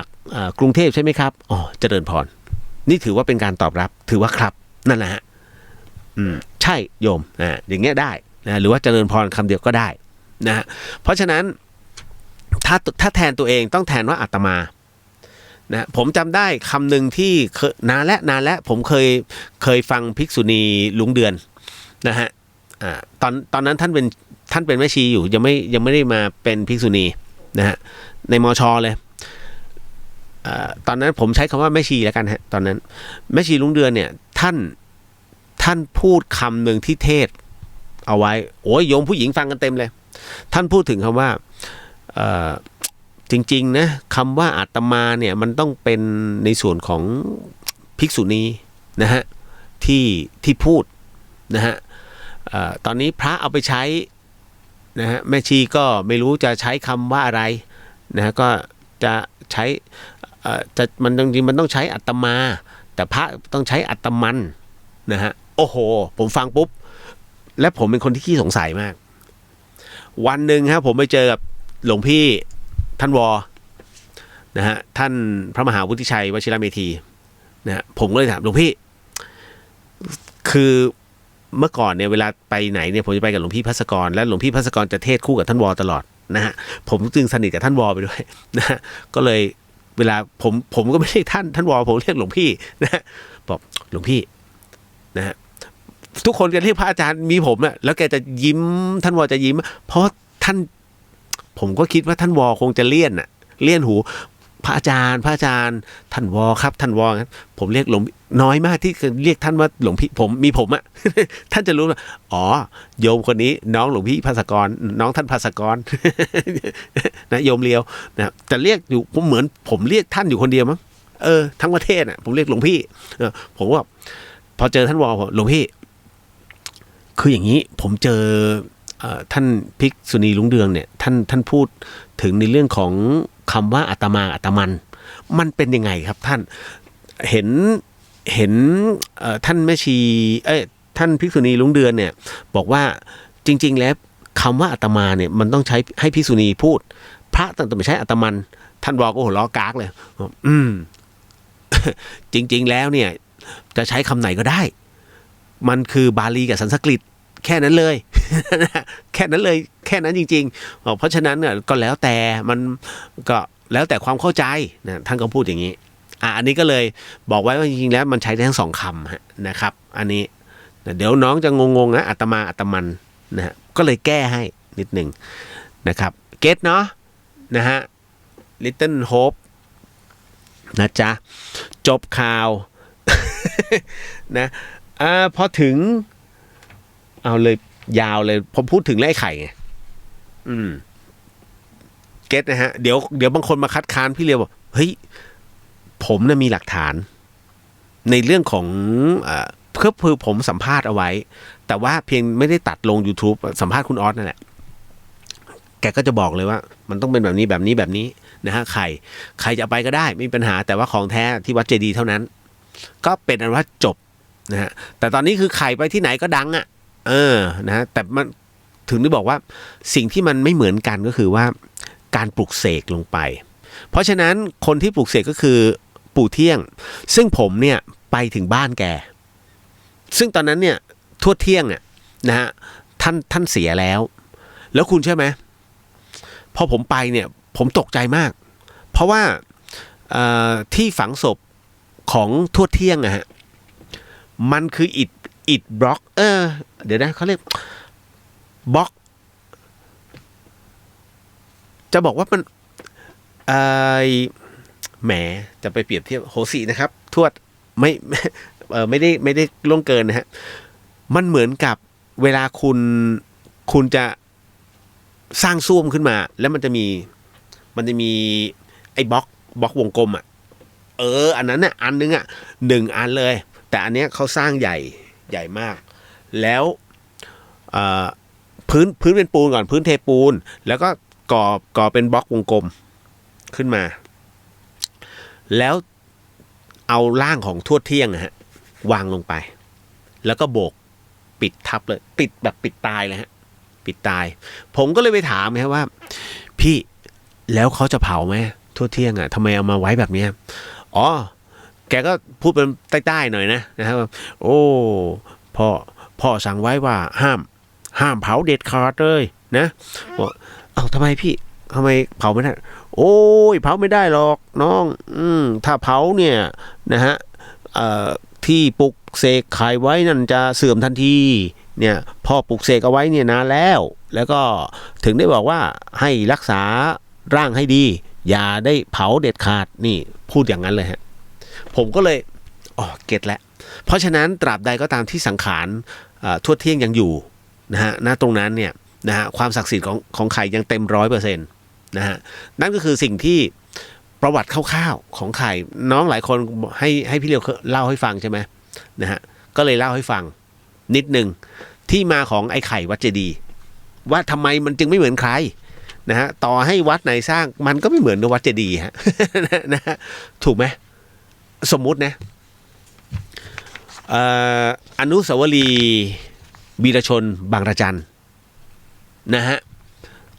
ในจันหนวดเขี้ยวนี่ฮะนะเอาง่ายๆในทองอินอะไรพวกนี้อยู่ตรงนั้นหมดแล้วคุณยกเอาอนุสาวรีย์นะมาตั้งที่แม่เหี่ยแล้วกันเชียงใหม่อนุสาวรีย์บางระจันเหมือนกันเนี่ยลอกมันเลยเป๊ะเลยมาตั้งตรงนั้นเอามาตั้งวัดไฟหินก็ได้เหมือนกันไหมล่ะอยากใหญ่ขึ้นเลยมันเป็นเรื่องของพื้นที่เรื่องของชีวประวัติเรื่องมันคือทุกอย่างมันมีสตอรี่ของมันนะฮะต่อให้ไปตั้งที่ไหนก็แล้วแต่ ไข่ก็คือไอ้ไข่วัดเจดีย์ฮะแต่ถ้าเป็นพระพุทธรูปอันนี้สิได้ทั่วโลกทั่วประเทศยังไงคือพระพุทธรูปเพราะว่าพระพุทธรูปนั้นเราไว้ดูนะดูเอาไว้เพื่อนั่งสมาธิในใจตามพระวินัยนั้นบอกว่าพระภิกษุห้ามมีนะห้ามสร้างพุทธรูปนะครับแต่คุณเชื่อไหมพระอินเดียพระศรีลังกานะฮะเนปาลนะฮะภูฐานไปที่ไหนก็แล้วแต่แม้กระทั่งทิเบตทำพระพุทธรูปขึ้นมาฮะไหนบอกพระวินัยห้ามท่านบอกว่ามีเอาไว้เพื่อเอาไว้จ้องนะฮะแล้วก็ทำให้เกิดสมาธิแม้จะอยู่ในใจก็จริงแต่บางครั้งคือเขาเรียกจิตหลุดมันต้องมีเป็นสาระเพราะฉะนั้นถึงได้บอกว่าในส่วนของพระวินัยส่วนพระวินัยแต่ด้วยความเป็นเขาเรียกระลึกและตอกย้ำในเรื่องของรูปของจิตให้มันอยู่คงที่อ่ะต้องมีเพราะคือจริงๆแล้วที่ท่านบอกท่านพูดถูกนะฮะที่ใดเห็นธรรมผู้ใดเห็นธรรมผู้นั้นเห็นเราอันนั้นคือองค์พระสัมมาสัมพุทธเจ้าท่านพูดเอาไว้นั่นคือตามจริงแต่ถ้าแบบนี้นะกรณีแบบนี้นะฮะจิตมันหลุดทำไงวะ นะทำก็ไม่เห็นนะเพ่นอย่างเดียว นะเจอผีนะถูกไหมนะจ๊ะอุ้ยตายต่อมาโอ้ตั้มเทวันสวัสดีครับพี่เลียวสวัสดีฮะน่ารักมากน้องจากชลบุรีเลยนะลุงกุ้งฟังอยู่ครับที่เสาหินครับเสาหินไหนแม่เสลียงหรือว่าไหนหรือวัดเสาหิน ลุงกุ้งต้องพูดสถานที่ให้ชัดเจนนะฮะนะจ๊ะมาเข้าสู่เที่ยงคืนแล้วยังไม่ได้เข้าเรื่องหลอนเลย โม้เพลินแล้วเนี่ยเต็มเลยนะฮะข่าวเคิลไม่ได้อ่านและแม้อ่านเฉพาะหัวข้อนะฮะเดี๋ยวบอกเดี๋ยวกูไม่หายแล้ว หามาให้ก็ไม่ยอมอ่านนะแป๊บนึงนะเดี๋ยวเขาน้อยใจนะฝ่ายข่าวแม่สายระทึกชายสติไม่ดีอารวาสตะเวนทุบบ้านคว้ามีดไล่ฟันคนผวากันทั้งหมู่บ้านจบ พี่เลี้ยงมึงอ่านทำไมเนี่ย นิดหนึ่งอีกอันหนึ่งอุทยานจ่อเรื่องฟ้องถนัดแดกถ่ายทำไม่ขออนุญาตต่อให้เป็นโซดาไม่ใช่ฉี่ก็ผิดเฮ้ยผมเห็นหลายวันแล้วนะไอ้ข่าวที่อะไรนะคุณเสกนะเสกก็ชื่อถนัดแดกเขาชื่อเสกไงนะฮะเขาเหมือนกับทำตัวแบบยืนฉี่แต่เอาแบบโซดาเทแต่ไม่รู้จริงไม่จริงไม่รู้นะฮะแต่ที่รู้ก็คือว่าโดนแล้วนะฮะอันนี้คือเขื่อนแม่งัดด้วยลงเขื่อนแม่งัดด้วยเชียงใหม่อีกแล้วนะหลังจากที่เจอเรื่องราวของอะไรนะไก่ดินอะไรนะอะไรทุกอย่างนะทำไมต้องเกี่ยวกับเชียงใหม่อีกแล้วใกล้ๆเราด้วยนะฮะโดนอีกแล้วครับไม่ต้องอะไรมากมายนะจ๊ะก็คือเขาบอกว่าเขาไม่ได้เยี่ยวเขาเอาแค่โซดาน้ำโซดาเทลงไปในเขื่อนก็เจอพรบอีกสาธารณสุขคือเขื่อนเขาเอาน้ำใช้จริงๆห้ามลงว่ายนะฮะอะไรก็ตามที่เป็นน้ำที่เอามาให้ประชาชนใช้กันอย่างเช่นถ้ากรุงเทพเนี่ยคลองประปาเนี่ยถ้าลงมีความผิดนะฮะถ้าใครลงไปว่ายน้ำเล่นในคลองประปานี่ถูกจับเลยนะเพราะว่าประชาชนเนี่ยนะฮะใช้น้ำตรงนั้นเป็นเครื่องอุปโภคและบริโภคนะฮะส่วนถ้าเป็นต่างจังหวัดจริงๆในบริเวณเขื่อนทั้งหมดเนี่ยฮะเขาห้ามเหนือเขื่อนทั้งหมดไปผมไม่แน่ใจว่าเป็นระยะเท่าไหร่เนี่ยห้ามนะเพราะมันเป็นน้ำที่ใช้กินใช้ดื่มนั่นแหละฮะแต่ตอนนี้ก็แพร่กระจาย แพร่กระจายนะหมดแล้วนะฮะอันนี้หลังจากเจอพี่ไข่เข้าไปก็ยาวเลยผมพอดีมันรู้ไง เขาเรียกพอของมันเข้าปากแล้วมันยากที่จะละฮะ นะเนี่ยไม่เวลาทอล์กโชว์เงี้ยของเข้าปากปุ๊บมันยาวคุณสมพงศ์บอกว่าดีครับพี่รายงานตัวฮะสวัสดีครับนะฮะรายการผมมาสบายๆกินดื่มหญิงคะพี่เดียวซื้อยาเป็นที่เรียบร้อยแล้วนะแต่ไม่ได้โชว์ให้เองเดี๋ยวต้องถ่ายรูปใส่ห่อมาหน่อยนะฮะ ไม่พอดีน้องแก๊งเชียงใหม่รามวันนี้ก็แวะไปเพราะว่าน้องเขาบอกไอ้เข้ามาหนูอยากทำบุญเอาเข้าไปนะฮะก็เลยไปซื้อยาเพราะเดี๋ยวจะเข้าจอลือนะครับไปอะไรโค้งๆที่อมก๋อยก่อนนะฮะแล้วก็อีกวันหนึ่งวันอาทิตย์ผมเข้าจอลือที่ศพเมยก็น่าจะค้างคืนนะเสียวนะ ทางมันลื่นในภาพคลิปอะที่ผมแชร์ไว้ใน YouTube อะที่ลื่นกันบนเขาอะนั่นแหละโหดร้ายมากเอาละมาเข้าสู่เรื่องราวหลอนๆกันดีกว่าเพราะว่าเดี๋ยวมีคำถามที่น้องถามอยู่ฮะอะไรเข้าป่าครับจะไปไหมเจโหดนะเสาร์อาทิตย์นี้มาไม่ทันเดี๋ยวเสาร์นี้จะไปเซอร์เวย์ที่อมก๋อยก่อนวันหนึ่ง2 วัน 1 คืนให้กับร้อยดวงใจแล้วคราวนี้ส่วนตัวนิดนึงครับคุณผู้ฟังที่ฟัง104.5พอดีไอ้น้องนี่มันเพิ่งเข้ามามันเป็นทีมงานผม แล้วคราวนี้ก็คือว่าเหลงเขาจะขับรถต่อไปที่จอลือที่ศพเมยซึ่งจอลืออ่ะที่มันไปควงกันหลายๆคันที่ต้องวินกันขึ้นมา4 คันใช้เวลา 5-6 ชั่วโมงข้ามคืนน่ะนั่นแหละเขาก็เลยคือรถเขาเป็นรถปีกนกมันไปไม่ได้รถมันต่ำแต่ถ้าเป็นรถสูงอย่างรถเราไปได้ที่มีวินเนี่ยไปได้นะแต่คราวนี้พี่ต้องไปแค่คันเดียวไงมันเหลือพี่เหลง ก็เลยเอาวะไปก็ไปตกเขาก็ตกด้วยกันว่าเหลงเขาบอกเงี้ยนะฮะแต่ทางมันอันตรายพอสมควรนะฮะเอาละเก็ตแล้วเนอะมาเข้าสู่เรื่องหลอนดีกว่าคุณผู้ฟังครับจะได้ตอบคำถามน้องพอสมควรวันนี้นี่คือเดอะเฮียนทาง FM 104.50 เมกะเฮิรตซ์จังหวัดเชียงใหม่ครับ You're listening to 104.5 Radio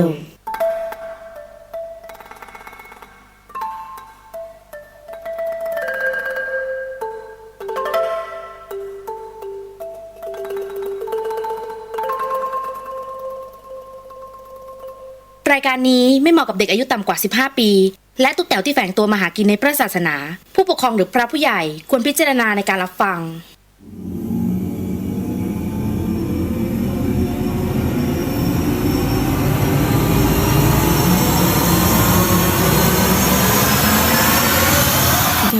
เฮียน เข้าสู่ในช่วงเดอะเฮียนกับเฮียนสยอง2 เรื่องฮะคุณผู้ฟังครับเป็นประจำทุกค่ำคืนนะจ๊ะเหมือนเดิมฮะสนับสนุนโดยนาอีเซรั่มแชมพูฮะแชมพูที่ลดอาการหลุดร่วงของเส้นผมนี่เลยจ้ะโชว์เดี๋ยวเจ้าของนาอินว้าวไม่เคยโชว์ นี่นะฮะนาอีเอาละมาเข้าสู่เรื่องหลอนประจำค่ำคืนนี้กันเลยดีกว่านะฮะคุณผู้ฟังครับสิ่งที่พี่เดียวกำลังจะเล่าต่อไปนี้นั้นจะเชื่อนะฮะให้ฟังหูไว้หูแล้วก็ใช้วิจารณญาณทุกครั้งในการรับฟังเรื่องราวประเภทนี้ฮะข้อสำคัญอยากให้คุณผู้ฟังได้ฟังเป็นนิยายฮะเพราะว่าเรื่องที่ผมกำลังจะเล่านั้นเป็นเรื่องที่น้องโขมนะฮะผักโขมนะฮะส่งเรื่องนี้มาชื่อว่าร้านของหนูและเรื่องราวนะตรงนี้นี่เองที่น้องโขมนั้นให้ผมเป็นผู้ถ่ายทอดให้กับเธอนั้นเธอเล่าว่าโขมบอกงี้ว่าคือพี่เลียวฮะด้วยหนูอยากเปิดร้านกาแฟก็เลยไปเรียนวิธีการชงกาแฟจนจบหลักสูตรฮะคุณผู้ฟังใครที่ชอบกินกาแฟ ฟังไว้นะฮะแล้วก็เลยคราวนี้พอจบหลักสูตรมาก็เลยอยากเปิดร้านหนูเลยไปขอป้าให้ออกทุนเปิดร้านให้หน่อยโดยใช้พื้นที่ฝั่งตรงข้ามบ้านค่ะซึ่งเป็นที่ของป้าและป้าก็อนุญาตหนูก็เลยทำการเปิดเน็ตดูแบบก็ไปได้ตู้คอนเทนเนอร์ที่เขาทำเป็นร้านให้เรียบร้อยแล้วในราคา 230,000 นะฮะในตอนที่ยกร้านเนี่ยลงมาตั้งหนูก็ถามว่าสังเกตเห็นว่าทำไมตรงท้องตู้มันดูแปลกๆเหมือนไปกระแทกหรือว่าโดนตีอะไรมานะฮะก็คือมันทั้งแถบอะมันไม่ได้ว่าบินมันไม่ได้บุบแค่ส่วนใดมันบุบทั้งแถบนะก็แต่ไม่ได้คิดอะไรมากเพราะว่ามันน่าจะเป็นส่วนพื้นเขาคงปรับพื้นนะเพราะตรงนั้นมันคือพื้นร้านนะฮะเขาจะใช้ไอตัวเครนนายกนะคอนเทนเนอร์ฮะซึ่งมันก็มันก็ไม่น่าจะมีอะไรผิดปกติจากนั้นก็ได้เลิกเบิกชัยในการเปิดร้านค่ะ โขมบอกว่าคือด้วยแม่ของหนูเป็นคนที่ทำเบเกอรี่เก่งนะเก่งมากแล้วก็หนูก็มาได้เพื่อนๆมาช่วยเสิร์ฟในระยะแรกสัปดาห์แรกนั้นได้รับการตอบรับเป็นอย่างดีครับพี่เลียวน้องบอกว่าแล้วร้านหนูเป็นเพราะว่าวิวสวยด้วยแต่หลังจากวันพระใหญ่ก็คือวันอาสาฬหบูชาที่ผ่านมาเนี่ยฮะคุณผู้ฟังน้องเขาบอกว่ามันมีเรื่องแปลกๆเกิดขึ้นมันมีเรื่องแปลกๆนั่นก็คือว่าน้องเขาบอกว่าวันนั้นเนี่ยหนูออกจากร้านค่อนข้างจะดึกหน่อยก็ดึกหรือเปล่าไม่รู้นะสักประมาณ 3-4 ทุ่มเนี่ยประมาณนี้น่าจะ3 ทุ่มนะโดยปกตินั้นเขาบอกว่าหนูปิดร้าน1 ทุ่มนะฮะแต่วันนั้นบัญชีมีปัญหาหนูก็เลยต้องแก้ไขนะฮะก็จึงอยู่นานหน่อยแล้วแม่เห็นหนูผิดสังเกตก็เลยข้ามถนนมาหาหนูที่ร้านก็มาถามหนูว่าได้คนงานใหม่แล้วเหรอนะฮะโขมบอกว่าหนูก็งงๆอะไม่มีแม่นะฮะเนี่ยอยากได้จะตายนะฮะก็เกรงใจเพื่อนๆมันแม่เขาก็บอกเอ้าแล้วเมื่อกี้เห็นผู้ชายเดินอยู่ตรงโต๊ะแล้วหลบไปทางด้านหลังแล้วหนูก็เลยบอกไปว่าไม่มีค่ะแม่นะประตูหลังหนูก็ล็อกแล้วด้วยแม่เขาก็เดินไปดูฮะก็ไปเช็คอีกทีหนึ่งมันก็ล็อกอยู่จริงฮะนะฮะแล้วแม่ก็บอกแปลกอะเมื่อกี้แม่เห็นเขาใส่ยูนิฟอร์มเลยนะสีส้มนะฮะผมบอกว่าหนูก็เลยบอกไปว่าไม่มีค่ะคุณแม่ขานะฮะจากนั้นก็เก็บของเสร็จปิดไฟปิดร้านพร้อมกับแม่นะฮะซึ่งป้าเนี่ยก็ขับรถมาพอดีก็เลยชวนกันไปเวียนเทียนค่ะ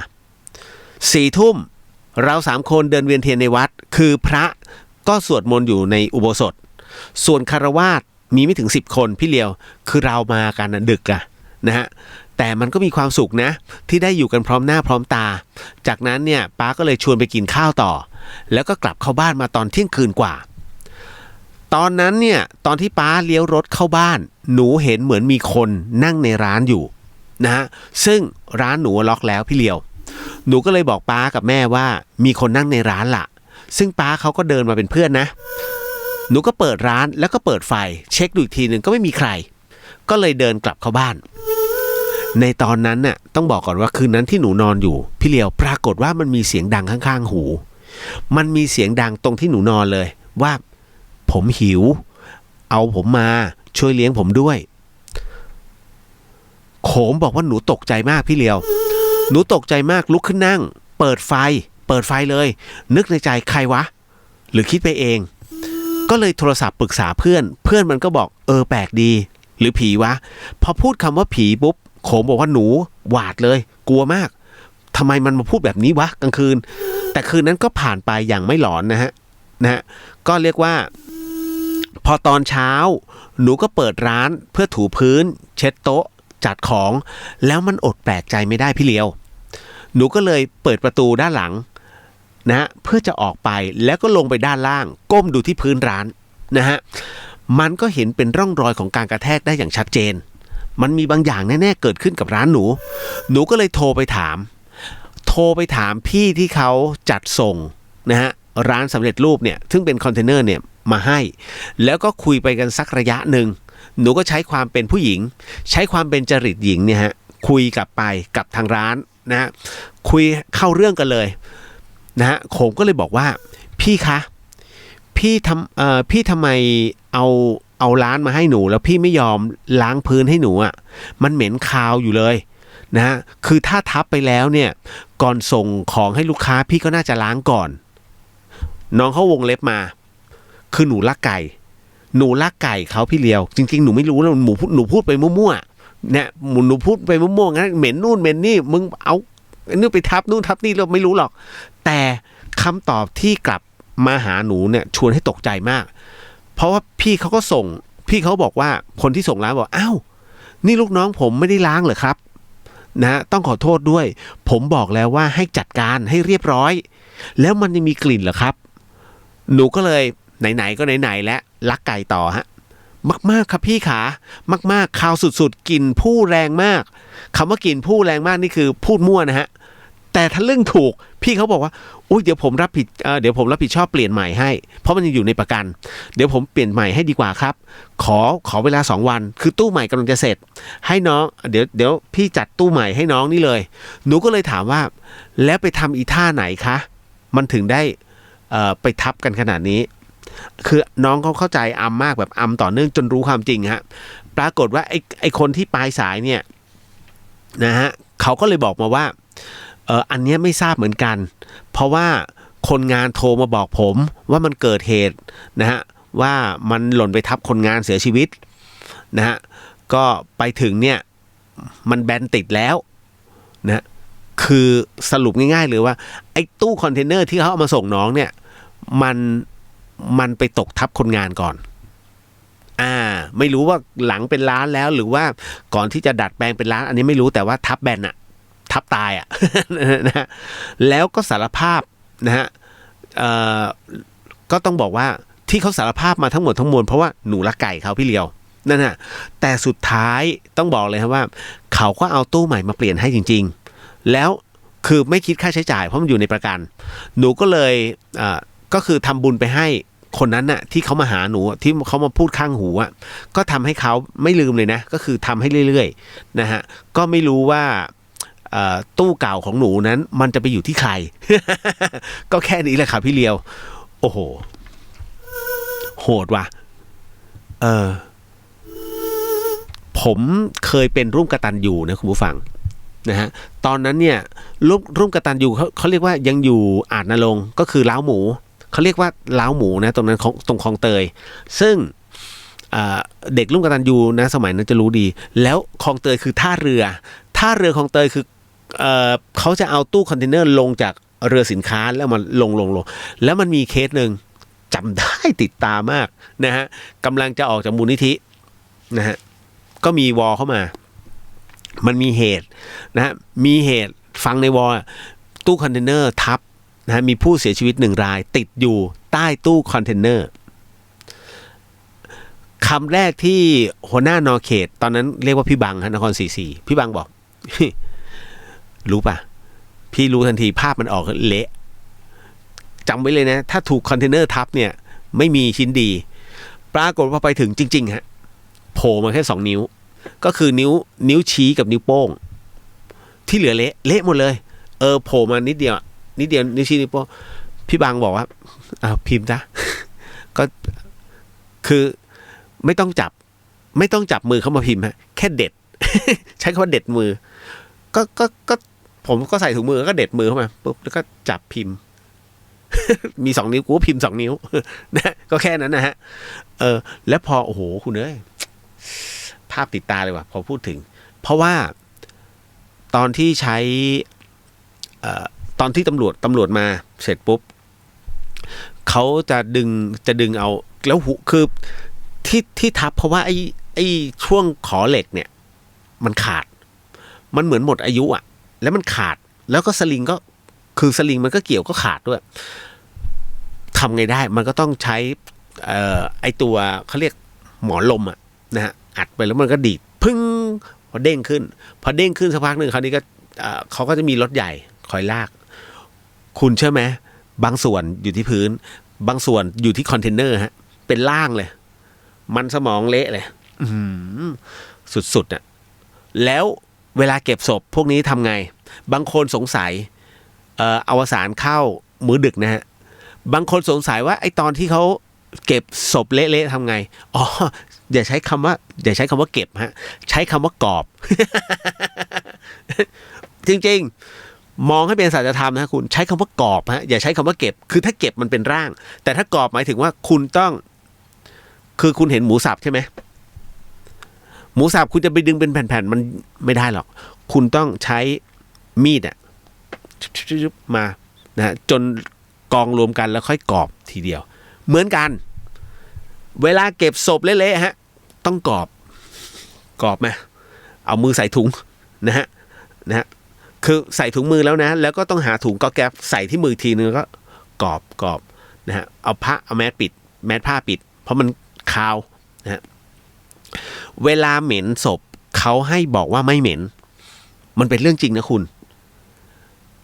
เวลาผมเข้าไปในนิติเวชในห้องดับจิตก็คือห้องเก็บศพพูดง่ายๆไม่ใช่ดับจิตหรอกนะสถาบันนิติเวชโรงพยาบาลตำรวจผมถูกสอนมาว่าเวลาเข้าไปข้างในเนี่ยอย่าพูดคำว่าเหม็นถ้าพูดคำว่าเหม็นปุ๊บจะเหม็นแล้วเหม็นแรงมากผมก็เลยทดลองบอกแล้วว่าพี่เลียวเป็นคนที่เฮ้ยถ้าพูดจริงๆพูดด้วยปากเนี่ยผมก็ไม่เชื่อผมต้องเป็นคนที่ชอบทดลองพอเข้าไปถึงนิติเวชปุ๊บผมบอกไม่เหม็นพอเข้าไปปุ๊บก็ไม่มีก็กลิ่นปกติทั้งที่มีศพแก้ผ้าด้วยนะจำไว้สาวๆคนไหนที่คิดจะฆ่าตัวตายถูกแก้ผ้าหมดนะในห้องพิสูจน์นะแล้วเขาจะผ่าแต่อันนี้คือเขาโดนอยู่ในถาดเหล็กถาดอลูมิเนียมนะมี2 ศพคือมันก็ไม่เหม็นนะคาวก็ไม่เหม็นนะก็เสร็จปุ๊บเอาศพไปไว้นิติเวชเสร็จปุ๊บคือคืนนึงเนี่ยนะเมื่อก่อนเนี่ยคืนนึงมันประมาณ 4-5 ศพที่ต้องเอาไปที่นี่ยิ่งเฉพาะถ้าเป็นศุกร์กับเสาร์คุณเตรียมตัวเลยอย่างน้อยเนี่ยมี10กับ20 ศพอัพประมาณนี้ทุกครั้งไปนะฮะก็จะรับผิดชอบกรุงเทพปริมณฑลไงตอนนั้นลูกกตัญญูกับปเต็กตึงยังไม่แบ่งเขตแย่งกันกระจายนะครับก็พอถึงนะตรงเนี้ยเสร็จปุ๊บศพที่2เอามาไว้นิติเวชคราวนี้ผมเหม็นว่ะพูดเล่นๆเลยนะฮะก่อนเข้าเหม็นว่ะคุณเชื่อไหมผมแบกศพต่อไม่ได้ผมก็เลยบอกเฮ้ยพี่บังช่วยพี่เอ๋หน่อยนะไม่ไหวขมคอมันเหม็นจริงๆพี่บังก็บอกแล้วไงบอกว่าอย่าพูดคำว่าเหม็นถ้าพูดคำว่าเหม็นมันเหม็นจริงๆนั่นแหละที่นี่จะเป็นงี้นั่นแหละก็เลยต้องบอกผมก็เลยบอกพอศพที่3เนี่ยผมถือไม่เหม็นศพที่3นี่ประมาณตี 3:30เป็นเหตุมอเตอร์ไซค์ชนรถขนเสาไฟมาถึงปุ๊บผมไม่เหม็นเอาวางไม่เหม็นมันเป็นงั้นจริงมันแปลกมากเรื่องราวมันคือเรื่องประเภทนี้ถ้าคุณไม่โดนด้วยตัวเองคุณจะไม่รู้เลยแล้วคุณจะไม่เชื่อแต่พอผมเนี่ยพิสูจน์แล้วด้วยตัวเองผมถึงว่าเนี่ยเป็นเงี้ยนะก็น้องๆหลายคนก็จะเข้าใจใช่ไหมนะฮะว่าถ้าอะไรที่มันไม่จริงเนี่ยผมก็จะบอกว่ามันไม่ใช่แต่อะไรที่เป็นของจริงเนี่ยอย่างพี่ตู่เนี่ยที่ผมบอกเฮ้ยขั้นเทพต้องมาลองด้วยตัวเองต้องโดนหลายคนไม่เชื่อก็มาพอมาเสร็จปุ๊บสุดยอด สุดยอด5 นาทีจบนั่นแหละคือเราต้องลองแล้วไงพอลองแล้วถึงมาบอกถ้าไหนไม่ดีเหมือนกับร้านอาหารนะที่ผมไม่ชอบไปกินร้านอาหารแล้วเป็นนักชิมเหมือนชาวบ้านเขาเพราะว่าคุณต้องชมกฎของนักชิมคือคุณต้องชมเพราะทุกอย่างมันฟรีถูกไหมผมจึงไม่นิยมในการที่เป็นนักชิมถ้าเป็นนักชิมจริงๆเนี่ยแล้วถ้าจะรีวิวนะผมต้องเสียเงินซื้อเพราะมันด่าได้โอ้โหเค็มจะไตโหงแล้วไปบอกว่าอร่อยถ้าผมพูดตรงๆแบบนี้ลดเค็มหน่อยแล้วคิดว่าเดี๋ยวจะมาชิมอีกรอบหนึ่งถ้าลดเค็มได้นะคือปากคนเราไม่เหมือนกันเอาง่ายๆรายการครูคุณต่อยที่บอกอร่อยผมไปนะถุยทิ้งก็มี ผมไม่ได้อันนี้ไม่ได้พูดถึงรายการหมายถึงว่าบางคนที่เอาไปออกในรายการเขาจริงๆคือเข้าใจหลังจากที่เราก็อยู่ในวงการนี้บางทีมันอวยเกินไงไปอวยเขาอร่อยอย่างนั้นวัตถุดิบพอไปกินผมเดินหนีเลยนะตั้งแต่ไม่เข้าเลยนะจะเป็นอย่างนั้นจริงฮะผมถ้าบอกอร่อยลองดูนั่นแหละแต่ผมจะถนัดในเรื่องของบางอย่างนะอย่างเช่นส้มตำต้มเลือดหมูข้าวหมูแดงข้าวมันไก่อย่างเงี้ยฮะก๋วยเตี๋ยวน้ำตกพันก๋วยเตี๋ยวเนี่ยผมชอบแล้วจะรู้ว่าอย่างเงี้ยอร่อยมาเข้าสู่คำถามฮะเรื่องราวที่น้องถามกันเข้ามานะจ๊ะคนแรกเลยนะฮะอุ้ยตายแล้วมีอันนึงไม่รู้พระอาจารย์ท่านยังฟังอยู่อะผมกลัวอยากถามพระอาจารย์เหมือนกันฮะไม่พอดีมันมีคำถามหนึ่งผมว่าจะถามท่านก่อนเข้ารายการผมลืมอันนี้ผมไม่กล้าฟันธงนะแต่ถ้าผมตอบผิดวันพรุ่งนี้ผมจะมา มาตอบใหม่เอาเป็นคำถามแรกเลยนะของแปะเนี่ยผมไม่แน่ใจว่าพระอาจารย์ได้ฟังอยู่นะฮะพระอาจารย์ครับพระอาจารย์ฟังด้วยนะฮะว่าไม่รู้ว่าผมตอบถูกหรือตอบผิดแปะถามมาว่าพี่ครับถ้าผมจะแอบพ่อแม่มาบวชจะบวชได้ไหมครับคำถามสั้นๆตอบยากชิบเป่งเลย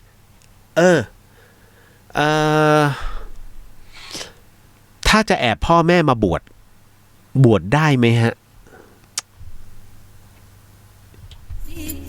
เป็นคุณจะตอบไงคือจริงๆถ้าตามพระวินัยแล้วเนี่ยอันที่หนึ่งบุพการีต้องอนุญาตสองถ้าคุณมีครอบครัวต้องอนุญาตถึงจะบวชได้นะฮะเพราะฉะนั้นการแอบพ่อแม่มาบวชผมเลยไม่รู้จะตอบยังไง โอ้โหบอกแล้วแต่ถ้าเป็นพี่เลียวนะถ้าแอบพ่อแม่มาบวชไม่ได้ต้องให้พ่อแม่รับรู้ด้วยยกเว้นว่าเหมือนกับว่าตัดขาดเหมือนกับตัดขาดกันไม่เคยติดต่อกันเป็นเวลานานแล้วตัวเองอยากบวชเนี่ยฮะจะต้องมีเขาเรียกว่าญาติสนิทเนี่ยให้รับรู้ก่อนแต่ถ้าคุณมีภรรยาต้องรับรู้แล้วภรรยาต้องอนุญาตด้วยภรรยาเนี่ยหมายถึงว่าคือครอบครัวคุณคือคู่ชีวิตคุณเพราะฉะนั้นย่อมมีสิทธิ์ที่จะคัดค้านนะเคยมีนะคุณผู้ฟังมีน้องเรียกว่าจะไม่ว่ากันนะถ้าพี่เลียวพูดพี่เลียวไม่เอ่ยชื่อนะ ห้ามโกรธพี่นะ เอาไม่มันเป็นเคสมึงได้บุญด้วยนะไม่เอ่ยชื่อแล้วกันมันมีน้องพี่เลียวคนหนึ่งฮะบวชแต่ปรากฏว่าน้องพี่เลียวคนเนี้ยมันมี2 บ้านฮะแล้วจดทะเบียนทั้งคู่แต่พี่เลียวไม่เคยรู้หรอกว่ามันจดบ้านไหนก่อนแต่การจดทะเบียนทั้งคู่หมายถึงการจดทะเบียนซ้อนถือว่าผิดกฎหมายนะแต่ผมไม่พูดว่าใคร นะแต่มันเกิดเหตุการณ์นี้ขึ้นมาก็คือมันขออนุญาตเมียผมใช้คำว่าเมีย1กับเมีย2นั่นขออนุญาตภรรยาคนที่1มาแล้วคราวนี้พระท่านก็ถามว่ามันเหมือนกับเป็นถามบาลีนะมีใครคัดค้านไหมคล้ายๆแต่งงานของคริสต์อันนี้ก็คล้ายๆกันปรากฏว่าเมีย2มาจะบวชทั้งทีทำไมไม่บอกกันมาอย่างนี้ไม่บวชกลับบ้านเดี๋ยวนี้เท่านั้นแหละฮะศึกตบกันเมีย1เมีย2 งานบวชไม่ได้นะพระอุปชฌาย์สั่งยกเลิกเลยฮะห้ามบวชมันมีมาแล้วจ้ะแต่ไม่ได้เป็นข่าวมันบวชเป็นพิธีเล็กๆ ไม่บอกด้วยวัดไหนคือเพียงแต่มันมีเหตุการณ์นี้เกิดขึ้นดังนั้นเนี่ยถึงได้บอกว่าต้องเคลียร์ให้เรียบร้อยก่อนนะฮะคือไม่รู้จะมีที่ไหนก็แล้วแต่ว่าถ้าสมมุติว่ามีหลายบ้านคุณต้องเคลียร์ให้จบและทุกคนรับรู้ว่าบวชนะฮะคือสมัยนี้มันบวชกันง่ายแต่ถ้าสมัยก่อนนะฮะไปอยู่วัดแล้วค่อยบวชคือต้องดูก่อนว่าพฤติกรรมบวชได้ไหมเพราะฉะนั้นเมื่อก่อนบวชยากเพราะฉะนั้นพระสงฆ์สมัยก่อนเนี้ยนะฮะที่10 พรรษาอัพไปแล้วเนี่ยหรือว่า15 พรรษาอัพไปแล้วเนี่ยกว่าจะบวชเนี่ยนะฮะถ้าไม่ใช่เป็นเนนต่อเนื่องเป็นพระเนี่ยจะเป็นฆราวาสมาต้องดูกันประมาณเป็น2 อาทิตย์เนี่ยนะว่าเข้าข่ายจะบวชได้หรือเปล่าพฤติกรรมมีคิดถึงบ้านไหมมีหลุดพระวินัยไหมเนี่ยฮะเขาจะเป็นงั้นจริงนะครับแปะสำหรับพี่เลียวเนี่ยเดี๋ยวพี่เลียวจะถามพระท่านให้อีกทีนึงแต่สำหรับพี่เลียวเนี่ยพี่เลียวบอกไม่น่าจะบวชได้การแอบพ่อก็คือหนีพ่อหนีแม่มาบวชนะฮะยากเนอะคำถามน้องแต่ละคนมันสุดยอดเดี๋ยวกลัวจะไม่ได้ตอบเดี๋ยวกลัวจะหมดเวลาซะก่อนมันเป็นเรื่องราวของพริกไทยน้องคนนี้ชื่อว่าพริกไทยฮะพริกไทยถามพี่เลียวว่าคือพ่อหนูพี่เลียวพ่อหนูเสียสวัสดีฮะคุณธนาใช่ไหมอ่านว่าอะไรไทยหน้าใช่ไหมหรือว่าธนานะสวัสดีครับพี่เลียวอันนี้น้องเขาทักมาในนี้แล้วแป๊บหนึ่งมีน้องทักมาในนี้น้องขวานสวัสดีครับพี่เลียวมาแล้วจ้ะครับผมใครอันนี้อั อนุวัฒน์บอกไว้วันทริปจริงค่อยไปโอเคตามนั้น มาถึงน้องพริกไทยนะพริกไทยถามพี่เลียมจ้าหญิงพัดนะฮะหวัดดีค่ะบอกไปแล้วนะซื้อของมาแล้วแต่ไม่ได้ถ่ายรูปโชว์เดี๋ยวค่อยว่ากัน อ๋ออันนี้แก๊งเชียงใหม่รามฮะนะฮะอยู่ในเวรอยู่นะฮะเหงาดิ เอาเรื่องพริกไทยก่อน พริกไทยบอกว่าคือพ่อของหนูเพิ่งเสียไปพี่เลียวเสียอย่างกระทันหันนะฮะแล้วก็หนูคิดถึงพ่อมากๆยังไม่ได้คุยกันเลยคือเรื่องของเรื่องเนี่ยน้องเรียนอยู่นะฮะแล้วคราวนี้มันเป็นช่วงหัวเลี้ยวหัวต่อนะฮะในช่วงเนี้ยนะฮะแล้วปรากฏว่าพ่อของน้องพริกไทยเนี่ยนะฮะคือผมเนี่ยอยากจะบอกน้องๆหลายคนเรื่องประเภทนี้คือพ่อของพริกไทยเนี่ยเขาหัวใจวายแล้วตายทันทีแล้วจะบอกว่าก่อนหน้านั้นเนี่ยพ่อโทรหาพริกไทยทุกวันแต่พริกไทยไม่เคยรับโทรศัพท์พ่อเลยไม่เคยเลยฮะจนกระทั่งคุณพ่อเสียแล้วคราวนี้อะไรเกิดขึ้นคิดถึงไม่ได้โทรคุยเลยแล้วมีคนแนะนำให้เล่นผีถ้วยแก้วโดยการเชิญวิญญาณพ่อมาลงแก้วพ่อไม่ใช่เหล้านะฮะแต่ถ้าแม่ได้แม่โขง มันใช่เวลาตลกไหมเนี่ยเรียว โอเคคืออย่างนี้จะเชิญวิญญาณพ่อมาลงเป็นผีถ้วยแก้วนะฮะน้องพริกไทยถามว่าจะช่วยได้ไหมคะ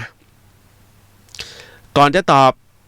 ขอพูดให้กับน้องๆทุกๆคนได้ฟังก่อนครูฟังครับน้องๆฮะพี่เลียวเนี่ยเป็นคนหนึ่งที่เคยรำคาญพ่อและแม่โทรอย่างนั้นน่ะอยากจะนอนโทรจังทำไมมีอะไรนะฮะแต่หลังจากวันเวลาผ่านไปพี่เลียวได้ยินเพื่อนคนหนึ่งคุยกับคุณแม่เขาฮัลโหลแม่คะเป็นคนเพชรบุรีนะฮะแม่จ๋านู่นจ๋านี่เท่านี้นะจ๋านอนมันจะเนินๆหน่อยเพชรสำเนียงเพชรคล้ายๆครูปีชานะความจริงก็คือความจริงนะประมาณนี้อารมณ์เดียวกันนะจะฮาๆหน่อยพี่เลียวก็เลยถามเฮ้ยทำไมคุยกับแม่เพราะจังมันสอนพี่ทันทีเลยฮะเพื่อนคนนี้สอนพี่เลียวทันทีแกคิดว่าบนโลกใบนี้แกเติบโตมาเนี่ยเพราะใครแม่ใช่ไหมพ่อใช่ไหมนั่นแหละแล้วเขาเลี้ยงเรามาขนาดนี้แกยังจะไปด่าพ่อด่าแม่เหรอก็ต้องพูดเพราะกับเขาสิแล้วเขาจะมีใครยิ่งแก่ตัวไปเนี่ยเขาจะมีใครเพื่อนเขาอยู่ตามเพื่อนเขานะฮะนอกจากลูกแล้วจะคุยใครจะคุยกับเขาเฮ้ยพอมันพูดอย่างเงี้ยพี่เลียวเก็ตเลยจริงอย่างที่มันพูดนะฮะตั้งแต่นั้นเป็นต้นมานะฮะคำที่ผมเคยรำคาญแม่เวลาโทรมาไม่มีอีกเลยฮะเหตุการณ์นี้เกิดขึ้นหลังจากช่วงเวลา 2548 ผ่านมาผมไม่เคยรำคาญที่แม่โทรศัพท์มาผมจะคะจ๊ะตลอดแล้วคือเอาง่ายๆขนาดคนขับรถน้องที่ขับรถเนี่ยพี่คุยกับใครอ่ะอ๋อพี่คุยกับแม่เหรอผมนึกว่าพี่คุยกับแฟน ไม่โอ้โหเห็นจ๋าก็พี่ก็คุยกับแม่อย่างเงี้ยตลอดบอกเฮ้ยผมไม่เคยเห็นใครคุยกับแม่อย่างนี้เลยแบบเฮ้ยมันดูน่ารักมากก็ยังไงเขามีความสุขของเขาอะถ้าเขาไม่คุยกับเราเขาคุยกับใครผมถึงต้องบอกน้องว่าคุยเถอะครับพ่อแม่โทรมาคุณอย่าไปรำคาญเลยเพราะณวันนี้ผมมีตัวอย่างเหมือนน้องพริกไทยการที่ผมพูดอย่างเงี้ยผมบอกพริกไทยแล้วนะพี่ขอด่าออกอากาศหน่อยนะฮะแต่ด่าเชิงสอนนะฮะสอนให้เอาเราเนี่ยเป็นครูให้กับคนอื่นได้รับรู้ว่าเห็นไหมการที่รำคาญพ่อในการโทรมาทุกวันคือน้องต้องเข้าใจว่าลูกสาวกับพ่อมักจะสนิทกันลูกชายกับแม่มักจะสนิทกันมันเป็นเรื่องของฮอร์โมนฮะมันเป็นเรื่องของสิ่งที่เพศตรงข้ามนะฮะรับรู้คุณจะสังเกตได้นะฮะลูกชายเนี่ยลูกสาวจะพ่อจะโอลูกชายแม่จะโอจะเป็นประมาณนี้สลับกันดังนั้นเนี่ยพริกไทยเนี่ยพ่อจะโอ นะฮะพอพ่อโทรมาเนี่ยแล้วน้องไปก็ไว้เอาง่ายๆพูดไปเลยติดเพื่อนๆอ่ะแล้วไม่รับสายเป็นไงณวันนี้ไม่มีเขาแล้วถามว่าสายไปไหมสายไปแล้วแม้กระทั่งคำพูดสุดท้ายที่พ่ออยากจะพูดน้องก็ไม่ได้ยินเสียงเขานะฮะแล้วณวันนี้น้องยังมาร่ำร้องขอว่าพี่ถ้าหนูจะอัญเชิญคือหนูจะเล่นผีถ้วยแก้วโดยเอาพ่อเนี่ยเข้ามานะฮะตรงเนี้ยพี่เลียวถามว่ามันสมควรไหมล่ะฮะแทนที่วิญญาณคุณพ่อจะไปสู่สุคติน้องต้องไปกวนให้วิญญาณมาลงแก้วอีกมาลงแก้วเพื่ออะไรคุยกับหนูนะฮะน้องถามว่าช่วยได้ไหมคราวนี้มาเข้าเรื่องราวนะฮะเดี๋ยวผมจะพูดถึงผลกระทบให้แล้วกันนะฮะกรณีดูเหมือนเรื่องไม่ใหญ่นะแต่ที่ผมเทศนาน้องเนี่ยใหญ่นะฮะพ่อตายทั้งคนนะครับแน่นอนที่สุดมันเป็นเรื่องของพรหมลิขิตแล้วกัน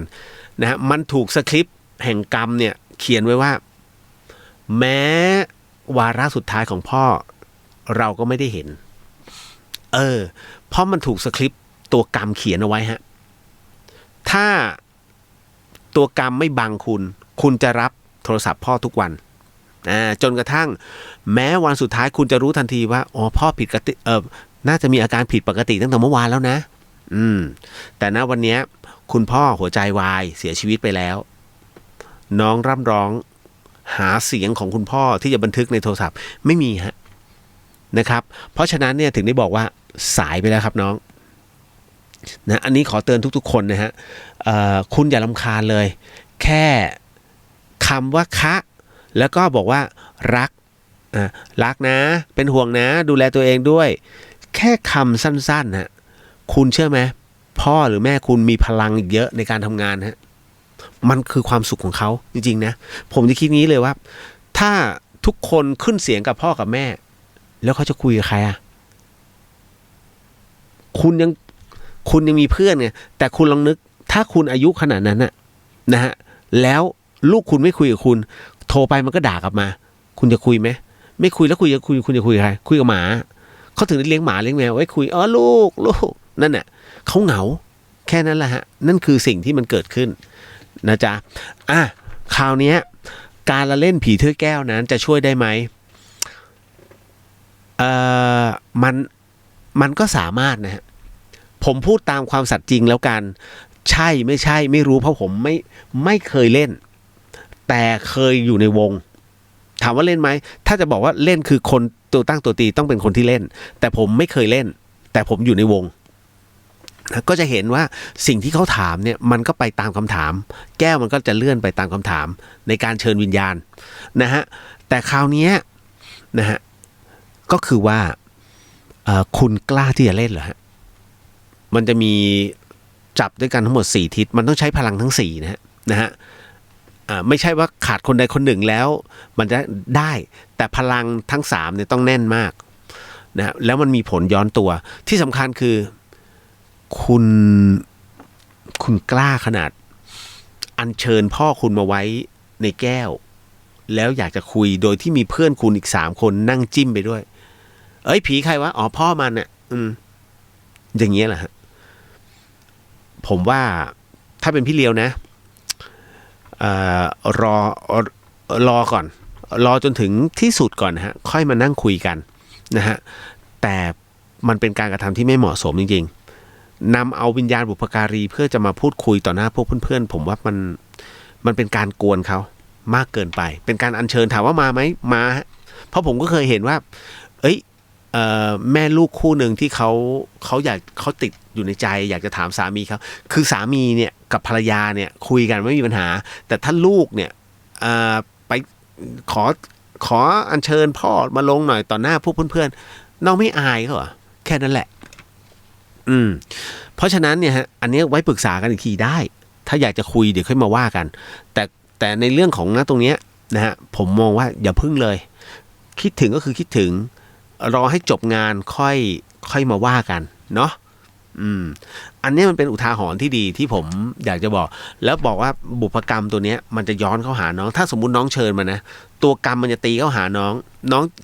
งจะเรียกว่าชีวิตโคตรรันทดอะทำไอ้นู่นติดขัดไอ้นู่นติดขัดไม่จำเป็นต้องทำแท้งเลยเพราะว่าเป็นเรื่องของลบหลู่บุพการีนั่นนะฮะมันจะเยอะชีวิตจะเจออุปสรรคเยอะมากนะฮะประมาณเดี๋ยวจากฆ่าตัวตายอะอารมณ์นั้นอะให้ระมัดระวังด้วยจำไว้นะพริกไทยนะแล้วก็ฝากผมไม่ได้บังคับทุกคนผมบอกฝากให้ทุกคนได้พิจารณาหน่อยแล้วกันฮะในเรื่องของการคุยกับคุณพ่อคุณแม่เนาะแล้วก็รับโทรศัพท์คุณพ่อคุณแม่อย่างน้อยโทรไปนิดนึงเพราะณวันนี้มีเด็กคนหนึ่งหมดโอกาสก็เลยต้องเตือนหลายๆคนหน่อยขอบคุณมากพริกไทยที่ยอมให้พี่เอาน้องมาเป็น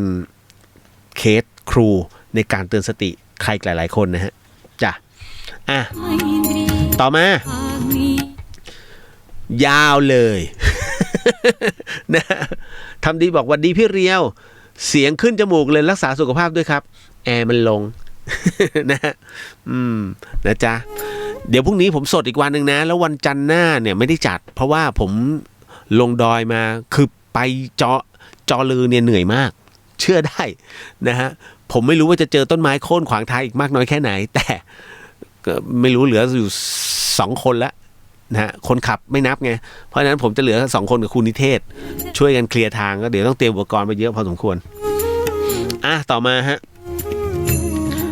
น้องเพลงฮะน้องเพลงบอกว่าพี่เรียวตายแล้วอันนี้น่าจะถูกใจหลายๆคนนะฮะฟังดูก่อนแล้วกันน้องเพลงถามมาว่าเพลงขอถามหน่อยค่ะว่าการที่ผู้ชายมาชอบเราแล้วเรารู้สึกดีด้วยนะฮะแต่มารู้ทีหลังว่าเขามีแฟนแล้วกล้วยทอด นะแต่มารู้ทีหลังว่าเขามีแฟนแล้วเนี่ยซึ่งตัวน้องเองเนี่ยก็ถลำลึกไปแล้วนะพี่แบบนี้น้องผิดศีลไหมคะนะฮะแล้วเขาบอกจะเลิกกับแฟนมาคบกับหนูจริงจังซึ่งผู้หญิงคนนั้นเนี่ยเขาก็เหมือนหนูค่ะคือเป็นแค่แฟนค่ะไม่ใช่เมียนะย้ำไม่ใช่เมียค่ะ ชอบอย่างนี้น้องกับเขามีสิทธิ์คบกันได้ใช่ไหมคะ โอ้ยเรื่องเผือกขอให้บอกเลียว นะมาเข้าสู่เรื่องราวแบบนี้ชอบจริงเรื่องเชิงชู้สาวเนี่ย ไม่ใช่มันจะไปพูดเชิงชู้สาวไม่ได้เพราะว่าอีกคนหนึ่งเขาไม่ได้แต่งงานนะฮะเพียงแต่คบกันแบบเป็นกิ๊กว่างั้นเถอะตาให้รู้กันหมดทั้งเชียงใหม่ นะรายการอยู่มาถึงน้องเพลงนะฮะเดี๋ยวเขาเรียกแกะปมคือปมชีวิตแต่ละคนจะไม่เหมือนกันนะเราคิดว่าเฮ้ยปัญหากูแก้ไม่ได้แล้วล่ะนะฮะเพราะว่ามันเหมือนปมเชือกเดี๋ยวเจอปัญหานี้เดี๋ยวเจอปัญหาคุณลองเล่าสิพอคุณเล่าปุ๊บคุณเนี่ยที่คุณแก้ไม่ได้เพราะคุณตันมันถาโถมจนคุณตั้งสติไม่ได้ฮะแต่พอคุณเล่าให้ใครสักคนหนึ่งฟังปุ๊บคนนั้นจะพูดถึงโอ้ยปัญหามึงอะนิดเดียวเองแก้ทีละปมคุณมองไม่เห็นปมฮะเพราะคุณคือเจ้าของปมคุณจะเจอ10ปัญหาก็คือ10ปมในช่วงนั้นเหตุการณ์นั้นโอ้โหบางคนอยากจะฆ่าตัวตาย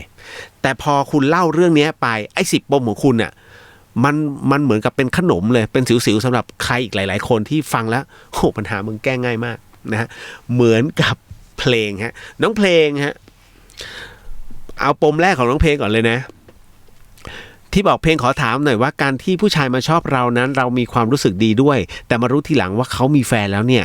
ซึ่งตัวน้องเองก็ถลำลึกไปแล้วแบบนี้น้องผิดศีลไหม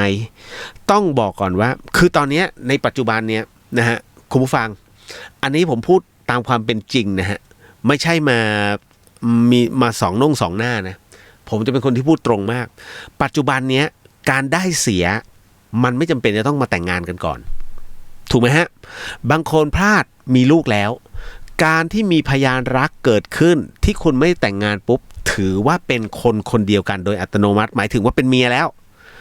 นะฮะเป็นเมียด้วยพฤตินัยแล้วนะฮะจะถามว่าเป็นแฟนไหมถ้าเป็นแฟนก็แค่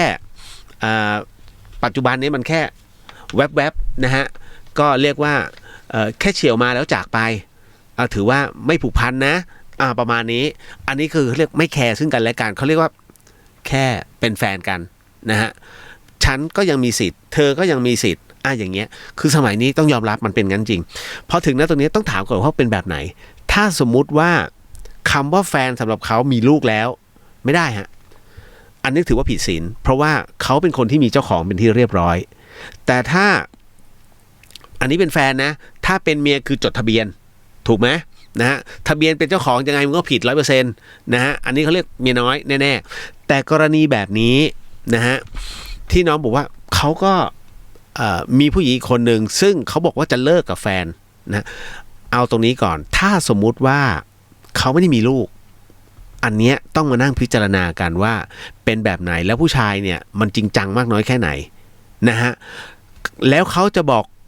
แล้วเขาบอกว่าจะเลิกกับแฟนจะบอกเลิกแต่ยังไม่ได้บอกเลิกให้เขาเลิกก่อนไหมแล้วค่อยมานะฮะปะตุ้มเป้งกันนะฮะก็แล้วก็เขาบอกว่าจะเลิกกับแฟนแล้วมาคบกับหนูจริงจังให้มันเลิกก่อนไงนะจ๊ะซึ่งผู้หญิงคนนั้นเขาก็เหมือนหนูค่ะเหมือนยังไงคะนะคือเป็นแฟนแค่เป็นแฟนเขาไม่ใช่เมียย้ำค่ะไม่ใช่เมีย ชอบตรงเนี้ยย้ำค่ะไม่ใช่เมียนะฮะกลัวพี่ไม่รู้ใช่ไหมนะฮะเป็นแค่แฟนก็อย่างที่พี่บอกอ่ะเขามีลูกหรือเปล่าถ้าเขามีลูกมันไม่ใช่แฟนแล้วมันคือเมียนะฮะเป็นภรรยาเขาแล้วนะครับเยอะแยะไปเดี๋ยวนี้ก็คือว่าภรรยานามสกุลหนึ่งสามีนามสกุลหนึ่งเขาไม่มาใช้นามสกุลเดียวกันแล้วนะฮะแล้วหลังจากนั้นยังไงล่ะน้องมีสิทธิ์ที่ถามว่าแล้วอย่างนี้น้องกับเขาจะคบกันได้ใช่ไหมแล้วแต่น้อง อันนี้ถ้าภาษาว่าแล้วแต่มึง เอาที่สบายใจคือมันเป็นเรื่องความพอใจของคนสองคนพี่เลียวเนี่ยไม่มีสิทธิ์ไปบอกเลยว่าเฮ้ยอย่าไปคบเลยนะไม่แต่ถามว่ามันอยู่ในศีลมันอยู่ในข้อผิดศีลไหมมันเป็นที่ผู้ชายอ่ะผู้ชายมันเจ้าชู้เพราะฉะนั้นนะตรงเนี้ยผมถึงบอกรอเขาเลิกจริงๆก่อนดิค่อยมานะตรงเนี้ยถ้าสมมุติว่าคบกับน้องด้วยแล้วคบกับนั่นด้วยก็นะมันก็แล้วเดี๋ยวจะมาหาว่าผมยุเพราะฉะนั้นเนี่ยถึงได้บอกว่าถ้าเรื่องความรักชัดเจนไปเลยฮะแล้วแต่เลยเพราะว่าท้ายที่สุดแล้วผมแค่คนนอกวันหนึ่งผมก็หมา เอาจริงๆคุณจะไปยุ่งนะเรื่องราวที่มันเป็นเรื่องสามีภรรยาเขาทะเลาะกันแล้วมาระบายแล้วคุณไปออกรับแทนเมียวันหนึ่งเนี่ยที่เขาดีกันคุณก็หมาจริงๆเพราะฉะนั้นผมถือเราอยู่กลางๆดูห่างๆอย่างห่วงๆนะหรือไม่ดูห่างๆอย่างขำๆนะเพราะฉะนั้นเนี่ยผมถึงได้บอกว่าปัญหาของน้องอ่ะมันเป็นเรื่องความพอใจของคนทั้งคู่นะฮะแต่ถามว่าอีกให้ผู้ชายเขาไปเคลียร์กับอีกบ้านหนึ่งก่อนแล้วกันนะฮะแล้วค่อยเป็นเรื่องของคุณตัดสินใจผิดไม่ผิดเรามาคุยกันตามนั้นเก็ตนะ โอ้ลำบากใจมากเลยอยากขอมีคำถามแบบนี้นะ สงสารพี่เลี้ยวนะ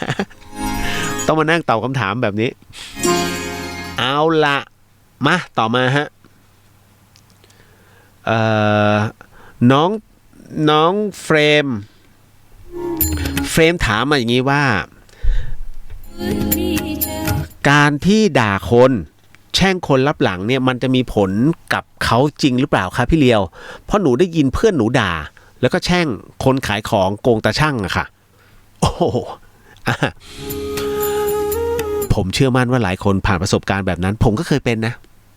นี่ขัดขวางตายใช่นะมันไม่ตายอ่ะไม่ตายทีวะยิ่งแช่งมันยิ่งหนังเหนียวนะนะฮะคือการด่าคนหรือว่าแช่งคนรับหลังเนี่ยถามว่ามันมีผลกับเขาไหมไม่มีฮะนะฮะมีผลกับใครมีผลกับตัวเราฮะทำไมอะพี่เลียวเป็นเพราะอะไรสุขภาพจิตมึงเสียนะฮะอันนี้เขาเรียกคนโรคจิตการไปด่าคนรับหลังเนี่ยมันไม่ช่วยอะไรเลยเพราะมันไม่ได้ยินยกตัวอย่างง่ายๆคุณขับรถนะฮะและปรากฏว่ามีมอเตอร์ไซค์มาอยู่ข้างๆเทียบข้างๆคุณแล้วยึกยักเหมือนกับจะชนกระจกข้างอ่ะคุณก็จะด่าเฮ้ยชนเลยไอ้นี่ความตายหาอะไรประมาณนี้ฮะประมาณนี้แต่เขาไม่ได้ยินไงเขาคือเรียกนินทาแช่งอะไรประมาณนี้เป็นต้นแต่ถามว่าเกิดกับเขาไหมไม่เขาก็ไปพืชนะแต่สิ่งที่เกิดขึ้นกับตัวเราคือสุขภาพจิตเสีย ถูกไหมเพราะพลังลบคุณเอาพลังลบเข้าหาตัวล้วนๆเพราะนั้นสิ่งหนึ่งที่จะตามมาคือโรคต่างๆเพราะนั้นฮอร์โมนเขาเรียกว่าไอเซลล์ร้ายเนี่ยมันจะเกิดขึ้นกับตัวฮอร์โมนชนิดหนึ่งซึ่งเขาเรียกว่าสารก่อมะเร็งโดยธรรมชาติคุณจะเป็นมะเร็งเพราะคุณเป็นมะเร็งไปแล้วคือมะเร็งในอารมณ์นะฮะดังนั้นในเรื่องของการแช่งคนด่าคนนั้นน่ะนะฮะสิ่งที่มันเกิดขึ้นถ้าตามบุพกรรมเขาเรียกวจีกรรมนะฮะก็คือการด่ารับหลังเกิดเป็นผลกระทบอย่างจริงจังในการสาปแช่งไหมไอ้ที่เผาพริกเผาขิงไอ้อะไรเผาพริกเผาเกลือใช่ไหมผมก็เห็นมาแต่โบราณแล้วตั้งแต่อะไรล่ะเอาง่ายๆในเรื่องของการเมืองก็เห็นเอาเลือดไปเทก็เห็นนะฮะไอ้นู่นไอ้นี่นั่นสุดท้ายเขายังอยู่ทุกวันนี้ไม่มีอะไรเกิดขึ้นเขาเรียก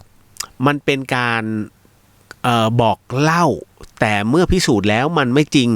เขาก็ยังยึดถือไอ้แบบนั้นว่ามันควรจะเป็นเรื่องจริงนะฮะซึ่งมันไม่ได้มีผลแต่มีผลกับใครมีผลกับคนทำฮะสุขภาพจิตมึงเสียไปแล้วทุกอย่างมันทำให้ตัวเองแย่ลงทั้งนั้นเลยคุณลองสังเกตดิดังนั้นถ้าจะพูดจะคุยจะด่าต่อหน้าเลยฮะตัวผมเป็นคนที่ถ้าจะต้องเคลียร์นะฮะผมไปถึงที่เลยแล้วผมเป็นคนที่เคลียร์เนี่ยเต็มที่2 ครั้งนะฮะคือง้อเต็มที่2 ครั้งอ้าวผิดใจใช่ไหมตรงไหนว่ามาไปเคลียร์ยอมไปถึงที่เพราะคนอย่างผมนี่ถ้า2 ครั้งปุ๊บไม่แต่ถ้าแบบดูแล้วเต็มที่เนี่ยผมจะเตือนคนเนี่ยผมเตือนครั้งเดียวแล้วถ้าไม่ฟังคือไม่ฟังก็แล้วแต่ก็เรื่องของมึงต่อไปก็เรื่องมึงเดือดร้อนไปกับเรื่องมึงประมาณนี้ฮะเพราะว่าเคยเตือนไปแล้วนี่แหละคือตัวเราไม่เคยคุณจำไว้นะคุณอย่าไปเตือนใครเพราะน้อยคนนักที่จะฟังคุณนะฮะเพราะอะไรรู้ไหมเพราะคุณไม่ได้อยู่ในเหตุการณ์นั้นคุณจะไม่เข้าใจในจิตใจเขาก็จะบอกเลยว่ามึงไม่ได้อยู่ตรงนั้นไม่รู้หรอกมึงก็ได้แค่สอนนั่นนะฮะแต่ไม่ฟังหรอกมันจะเป็นอย่างนี้ฮะเพราะฉะนั้นคนทุกคนอยากจะสอนใครแต่ก็จะไม่ค่อยมีใครที่อยากจะฟังคุณ ประมาณนี้ฮะอ่ะนิดนึงเอาละพอถึงหน้าตรงนี้นะจ๊ะพอไปด่าคนขายตาช่างเรื่องของการโกงตาช่างเนี่ยฮะเอาจริงนะทั่วไปตลาดทุกตลาดเนี่ยมันจะมีอยู่แต่มีน้อยมันจะมีอยู่แค่บางร้านฮะแหมพูดถึงวันนี้พูดถึงตลาดแล้วผมยังเคืองแคบหมูมันขึ้นราคา การพยอมเนี่ยนะฮะขีดหนึ่งปกติผมซื้อ40 บาทเคยซื้อ30 บาทแล้วก็มาเป็น40 บาทแล้วมา50 บาทพอ50 บาทปุ๊บผมรับไม่ได้แล้วแคบหมูตลาดพยอมอร่อยไหมอร่อยแต่ไม่เอาผมซื้อกาดหลวง ถูกกว่านะฮะกาดเมืองใหม่ถูกกว่าคือมันได้น้อยนะน้อยมากแต่50 บาทผมไม่คุ้มอ่ะถ้าคิดจะขึ้นกากหมูนะแคบหมูอ่ะนะฮะขึ้นอย่างอื่นเถอะเอาจริงนะเอาจริงเพราะถ้าคุณลองขยำนะฮะ50 บาทคุณน่ะแล้วเอาแคบหมูของคุณมาขยำเป็นผง1 ขีดนะคุณจะได้แค่ถุงพลาสติกนิดเดียว50 บาทไม่คุ้มฮะเอ้าพี่ทำไมมันได้แค่นั้นก็มันพองอ่ะ นะฮะพอมันพองเสร็จปุ๊บเนี่ยคุณกินเนี่ยอากาศกับหนังหมูแค่นั้นเลยเราลองขยำให้มันป่นนิดเดียวจริงๆนั่นแหละทำมาแล้วนะฮะสวัสดีค่ะน้องมิ้นสาวโสดแห่งเมืองเลย โอ้ยเขาลงเขาตัวเขาเองทุกวันนะฮะบอนเซ่บอลสวัสดีครับพี่เลี้ยวสวัสดีฮะบอลนะฮะทักทายทุกคนนะฮะ ผมแซวน้องๆไปทั่วอันนี้นะครับเอาละเก็ตนะเฟรมจำไว้นะอย่าไปด่าใครยิ่งด่าเขามันยิ่งเข้าตัวส่วนพ่อค้าแม่ค้าที่โกงตาช่างคุณจำไว้ให้ดีนะฮะของฟรีไม่มีในโลกการที่คุณไปโกงใครคุณจะโดนกลับมาเนี่ยประมาณสักอย่าบอกว่า10 เท่าเลยคำว่า10 เท่าหมายถึงว่าเวลาคุณไปซื้อของเขาคุณก็จะโดนแบบนั้น10 ครั้งคำว่าแบบนี้คือเขาเรียกหนามยอกหนามบ่งทำแบบไหนได้แบบนั้นกรรม ผลกรรมหรือว่ากรรมะเนี่ยให้ความยุติธรรมเสมอจำไว้นะฮะเพราะฉะนั้นของฟรีไม่มีในโลกการที่คุณโกงตาช่างเขาแค่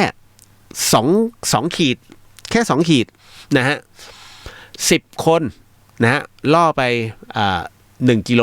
ถูกไหม10 ขีดเพราะฉะนั้นเนี่ยสิ่งที่คุณได้กลับมานะฮะมันก็คือเขาเรียกการ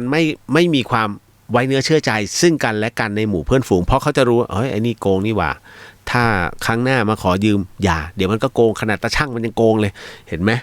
อะไรหลายอย่างฮะคุณจะโดนเขาประณามเพราะฉะนั้นทำอะไรด้วยความซื่อสัตย์ซื่อตรงแล้วแถมไปอีกหน่อยนึงโอ้ยซื้อเยอะเหรอคะเอาไปเลยแถมคือ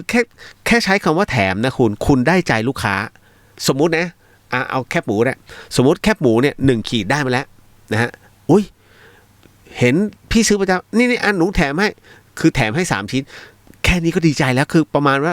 อีกหน่อยมาก็ซื้อร้านมึงแหละเพราะว่าอะไรมันได้ใจเขาอุตส่าห์แถมให้3 ชิ้นถามว่าเยอะไหมไม่ยืนชิมมึงเยอะชิ้นกว่านี้เลยแต่พอแถมมันมีความรู้สึกว่าร้านเขามีน้ำใจแค่นั้นทริคในเรื่องของการขายนี่แหละฮะจำไว้น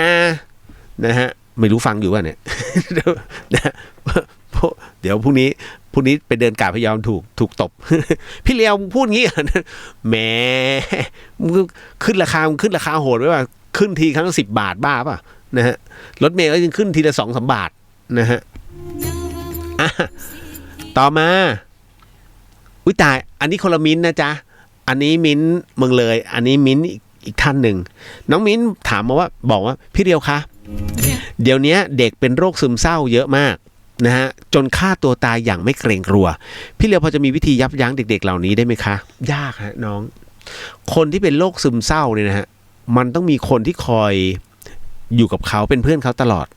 อดเวลาซึ่งหายากมากที่จะต้องไปอยู่แบบนั้นทำไมฮะเพราะว่าการที่เขาอยู่คนเดียวเนี่ยผมถึงได้บอกเสมอผมจะเตือนใน Facebook นะอยู่กับตัวให้ระวังความคิดอยู่กับมิตรให้ระวังคำพูดทำไมจึงเป็นเช่นนั้นฮะเพราะว่าคุณอยู่กับมิตรเนี่ยนะฮะการจะพูดกับเพื่อนของเราคุณต้องคิดแล้วคิดอีกต้องระมัดระวังรักษาน้ำใจกันแต่ถ้าอยู่กับตัวเองคุณถามเองตอบเองนะฮะเฮ้ยเราจะไป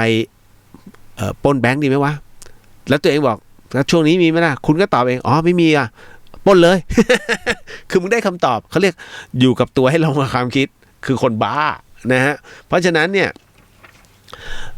ถ้าคนที่เป็นโรคซึมเศร้ามันต้องมีเพื่อนอยู่ด้วยกันนะคุณมันถึงจะฟังนะฮะแต่ถ้าห่างปุ๊บฆ่าตัวตายเลยนี่มันเป็นอย่างนั้นจริงๆฮะเพราะฉะนั้นเนี่ยความตายถามว่าเป็นเรื่องน่ากลัวไหมมันเป็นเรื่องที่เรียกว่าตายไม่น่ากลัวแต่หลังความตายน่ากลัวเพราะว่าพอเราได้เห็นและได้เผชิญอยู่พักหนึ่งของช่วงชีวิตของความตายเนี่ยผมรับรู้ทันทีว่าคนที่ฆ่าตัวตายนั้นมันคิดผิดแล้วนะฮะการตายโดยที่ไม่ได้รับอนุญาตจากพ่อจากแม่ซึ่งเขาเป็นเลือดเนื้อเชื้อไขคุณเป็นเลือดเนื้อเชื้อไขเขาให้กำเนิดคุณมาแล้วถ้าเขาไม่อนุญาตแล้วคุณไปชิงตายก่อนเนี้ยนะฮะลงดินะฮะยังไงก็ตามลงอบายภูมิแล้วที่เสื้อส่วนที่รับกรรมตามเหตุตามวาระฮะนะฮะตามกระบวนการความคิดเพราะฉะนั้นจิตมันจึงดิ่งลงข้างล่างตรงนี้ที่แพทย์กำลังหาวิธีการป้องกันนะฮะแล้ววัยรุ่นด้วยฮอร์โมนกำลังพลุกพล่านเหมือนที่จะไปประท้วงนะฮะนั่นคือสิ่งที่เขาคิดณช่วงนั้นแต่ผมผ่านช่วงตรงนั้นมาแล้วซึ่งฮอร์โมนผมเคยเป็นแบบนั้นและเป็นแบบนั้นทั้งนั้นน่ะภาพเพิ่มที่ผมเห็นมาในเรื่องของ14ตุลาภาพที่ปีนข้ามรั้วเห็นเพราะว่าเมื่อก่อนนี้ผมฝึกกีฬาอยู่ที่รามคำแหงแล้วรามคำแหงโอ้โหคุณเอ้ยนะฮะเวลาใกล้วันเดือนตุลาทีเขาจะเอาวิดีโอมาฉายทุกซุ้มมีทีวีผมก็ไปยืนดูมีวิดีโอขายด้วยนะฮะคือเราเห็นมาตั้งรับรู้หมดในเหตุการณ์นะที่เกิดขึ้นทุกอนูทุกอย่างเพราะฉะนั้นเนี่ยถึงได้บอกว่าน้องๆเหล่านั้นยังไม่ทันพอไม่ทันแล้วคิดไปเองเยอะนั่นคือฮอร์โมนที่พลุกพล่านเราเข้าใจนี่พอถึงนะตรงนี้ถึงได้บอกว่าเฮ้ยนะฮะ จะให้ผมไปห้ามน้องๆที่จะฆ่าตัวตายมันลำบากนิดนึงเอาว่าเป็นหน้าที่ของเจ้าหน้าที่แล้วกันมันเป็นเคสไปนะแต่คิดว่าคือผมอะเรื่องนี้ที่ผมแยงเพราะว่าจำได้ผมเคยพูดในรายการตอนผู้โหลงมาหลอนนะฮะว่าไอ้ช่วงที่เป็นที่ผมจัดเที่ยงคืนถึงตี 3อะมันก็จะมีน้องที่เข้ามาแล้วเขาเป็นโรคซึมเศร้าแล้วเขาก็ส่งมาใน SMS 4649333ตอนนั้นนะฮะตอนนี้ก็ส่งได้แต่ผมไม่ได้อ่านปรากฏว่าน้องเขาบอกผมเป็นโรคซึมเศร้าโชคดีจังที่ได้ฟังรายการของพี่มันสนุกดีและทำให้ผมเพลินพอฟังเสร็จปุ๊บเขาก็เพลียแล้วเขาก็หลับคือชีวิตที่จะฆ่าตัวตายมันไม่มีเมื่อก่อนจัดทุกวันเสาร์อาทิตย์นั้นก็จัดนะฮะแต่ก็เป็นคิวของคนอื่นแต่ผมจัด5วันไงนะตอนนั้นแต่พอหลังจากที่ช่วงหนึ่งที่เขาถูกยึดคลื่นคืนน่ะแล้วพี่เลียวก็ไม่สบายก็ปรับเวลากันใหม่ไอ้ช่วงที่ยึดคืนมันไม่จัดเลยเป็นเวลาหลายเดือนอยู่4 เดือนมั้ง 4-5 เดือนเนี่ยนะฮะที่เขาเรียงกันใหม่ผมเปิดหน้าเฟซน้องนะฮะที่เข้ามาเนี่ยฮะที่เขาบอกเป็นโรคซึมเศร้าต่างกรรมต่างวาระ2 คนฆ่าตัวตายฮะผมเคยเล่าเรื่องนี้ในรายการแล้วจำได้ไหมผมบอกผมขอแสดงความเสียใจด้วยกับน้องที่ฆ่าตัวตายไปกับครอบครัวน้องเขาที่เคยฟังแล้วคราวนี้พอมันหยุดไปเนี่ยเขาไม่มีอะไรฟังนะฮะดังนั้นเนี่ยโรคเขาก็กำเริบขึ้นมาเหมือนกับคงไม่ได้กินยานั่นแหละนะฮะก็เลยฆ่าตัวตายนะช่วยไม่ได้จริงพอถึงนั้นตรงนั้นผมไม่ใช่ผู้วิเศษที่จะไปดึงขึ้นจากนรกผมไม่ใช่พระมาลัยนะฮะเพราะฉะนั้นนะก็อาจจะต้องขอเมตตาจากครูบาอาจารย์ที่ท่านสามารถทำตรงนี้ได้ก็ช่วยดึงขึ้นมาอะไรประมาณนี้นะฮะเอาเป็นเรื่องจริงนะฮะที่มันเกิดขึ้นหมดแล้วไม่จริงๆยังมีคำถามหนึ่งแต่หมดแล้ว เวลาไม่ใช่ผมเรื่องร้อนยังมีอยู่เลยเนี่ยไว้พรุ่งนี้นะฮะก็ขอขอบพระคุณนะจ๊ะที่รัก สาธุสิ่งหนึ่งสิ่งใดผิดพลาดพังไปขอสิกรรมนะที่นี้ไม่ได้ตั้งใจหรือมีเจตนานะฮะก็ขอมอบอานิสงส์ผลบุญในค่ำคืนนี้ให้กับคุณผู้ฟังแล้วก็ผู้ที่เกี่ยวข้องในเรื่องราวหลอนโหดทั้งหมดให้ได้รับอานิสงส์ในค่ำคืนนี้ไปด้วยเช่นกันฮะแล้วก็ขอมอบอานิสงส์ผลบุญในค่ำคืนนี้กับคุณผู้ฟังที่ฟัง FM 104.50 เมกะเฮิรตซ์ทั้งจังหวัดเชียงใหม่และพัทลุงรวมไปถึงคุณผู้ฟังที่ฟังในช่อง YouTubeนะฮะแล้วก็ช่องพุทธิศิริรัตนสมบูรณ์แล้วก็ช่องเรียวเดอะเฮียนขอให้ได้รับอานิสงส์ผลบุญไปด้วยเช่นกันฮะพบกันใหม่กับเรื่องราวดีๆแบบนี้ 5 ทุ่มถึงตี 1พี่เลียวคนเดิมนะจ๊ะนะฮะแล้วเจอกันในวันพรุ่งนี้สำหรับค่ำคืนนี้ราตรีสวัสดิ์นะครับพี่น้องชาวเชียงใหม่ราตรีสวัสดิ์นะครับพี่น้องชาวพัทลุงแล้วเจอกันเนอะ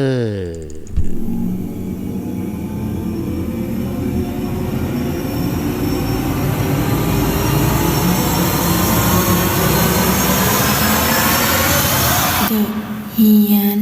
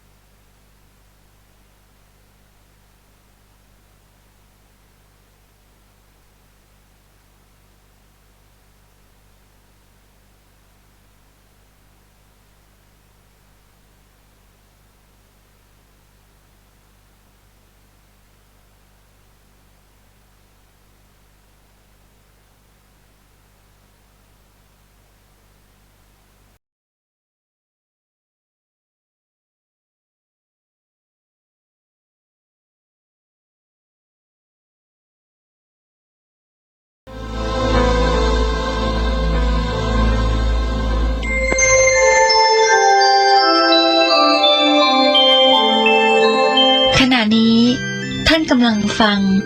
สถานีวิทยุกระจายเสียงพระพุทธศาสนา FM 104.5 เมกะเฮิรตซ์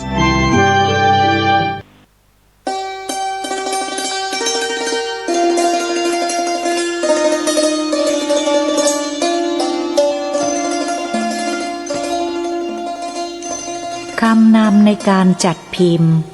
หนังสือชุดทำดีได้ดีทำชั่วได้ชั่วหรือกฎแห่งกรรมนี้ข้าพเจ้าได้เริ่มเขียนขึ้นพิมพ์แจกการกุศลครั้งแรกในงานทอดกฐินที่วัดประสบสุขในจังหวัดสุพรรณบุรีเมื่อปีพุทธศักราช 2501 ได้รับจดหมายชมเชยสนับสนุนฉบับแรกของท่านเจ้าคุณสมเด็จพระวรรณรัตน์วัดพระเชตุพนในเวลานั้นท่านยังมีสมณศักดิ์เป็นพระธรรมวโรดมท่านให้เป็นกำลังใจแก่ข้าพเจ้ามากและพนักท่านรัฐมนตรีว่าการกระทรวงศึกษาธิการหม่อมหลวงปิ่นมาลากุลก็ให้ความสนใจให้ความสนับสนุนหนังสือชุดนี้ได้กรุณาตรวจแก้บทละครที่ข้าพเจ้าไม่มีความรู้ให้สมบูรณ์ขึ้นตามแบบนับว่าเป็นพระคุณแก่ข้าพเจ้าอย่างสูงทางครุสภาท่านอาจารย์เจริญชัยชนะได้มาขออนุญาตจัดพิมพ์ตามที่คณะกรรมการตกลงขอพิมพ์เวลานั้นมีรวมทั้งหมด21เรื่องข้าพเจ้ามองเห็นประโยชน์ว่าหนังสือชุดนี้จะเผยแพร่กว้างออกไปสู่ประชาชนก็ยินดีต่อมาในต้นเดือนกรกฎาคมพุทธศักราช 2510 ท่านอาจารย์เจริญชัยชนะได้มาแจ้งว่าทางคณะกรรมการได้ดำเนินการจัดพิมพ์หนังสือชุดภาษาไทยของครุสภาซึ่งมีคณะหม่อมหลวงปิ่นมาลากุลรัฐมนตรีว่าการกระทรวงศึกษาธิการเป็นประธานมีความประสงค์มีผู้สนใจกันมากจดหมายมาถามถึงที่ร้านจำหน่ายพอจะหาซื้อได้และบอกว่าได้พยายาม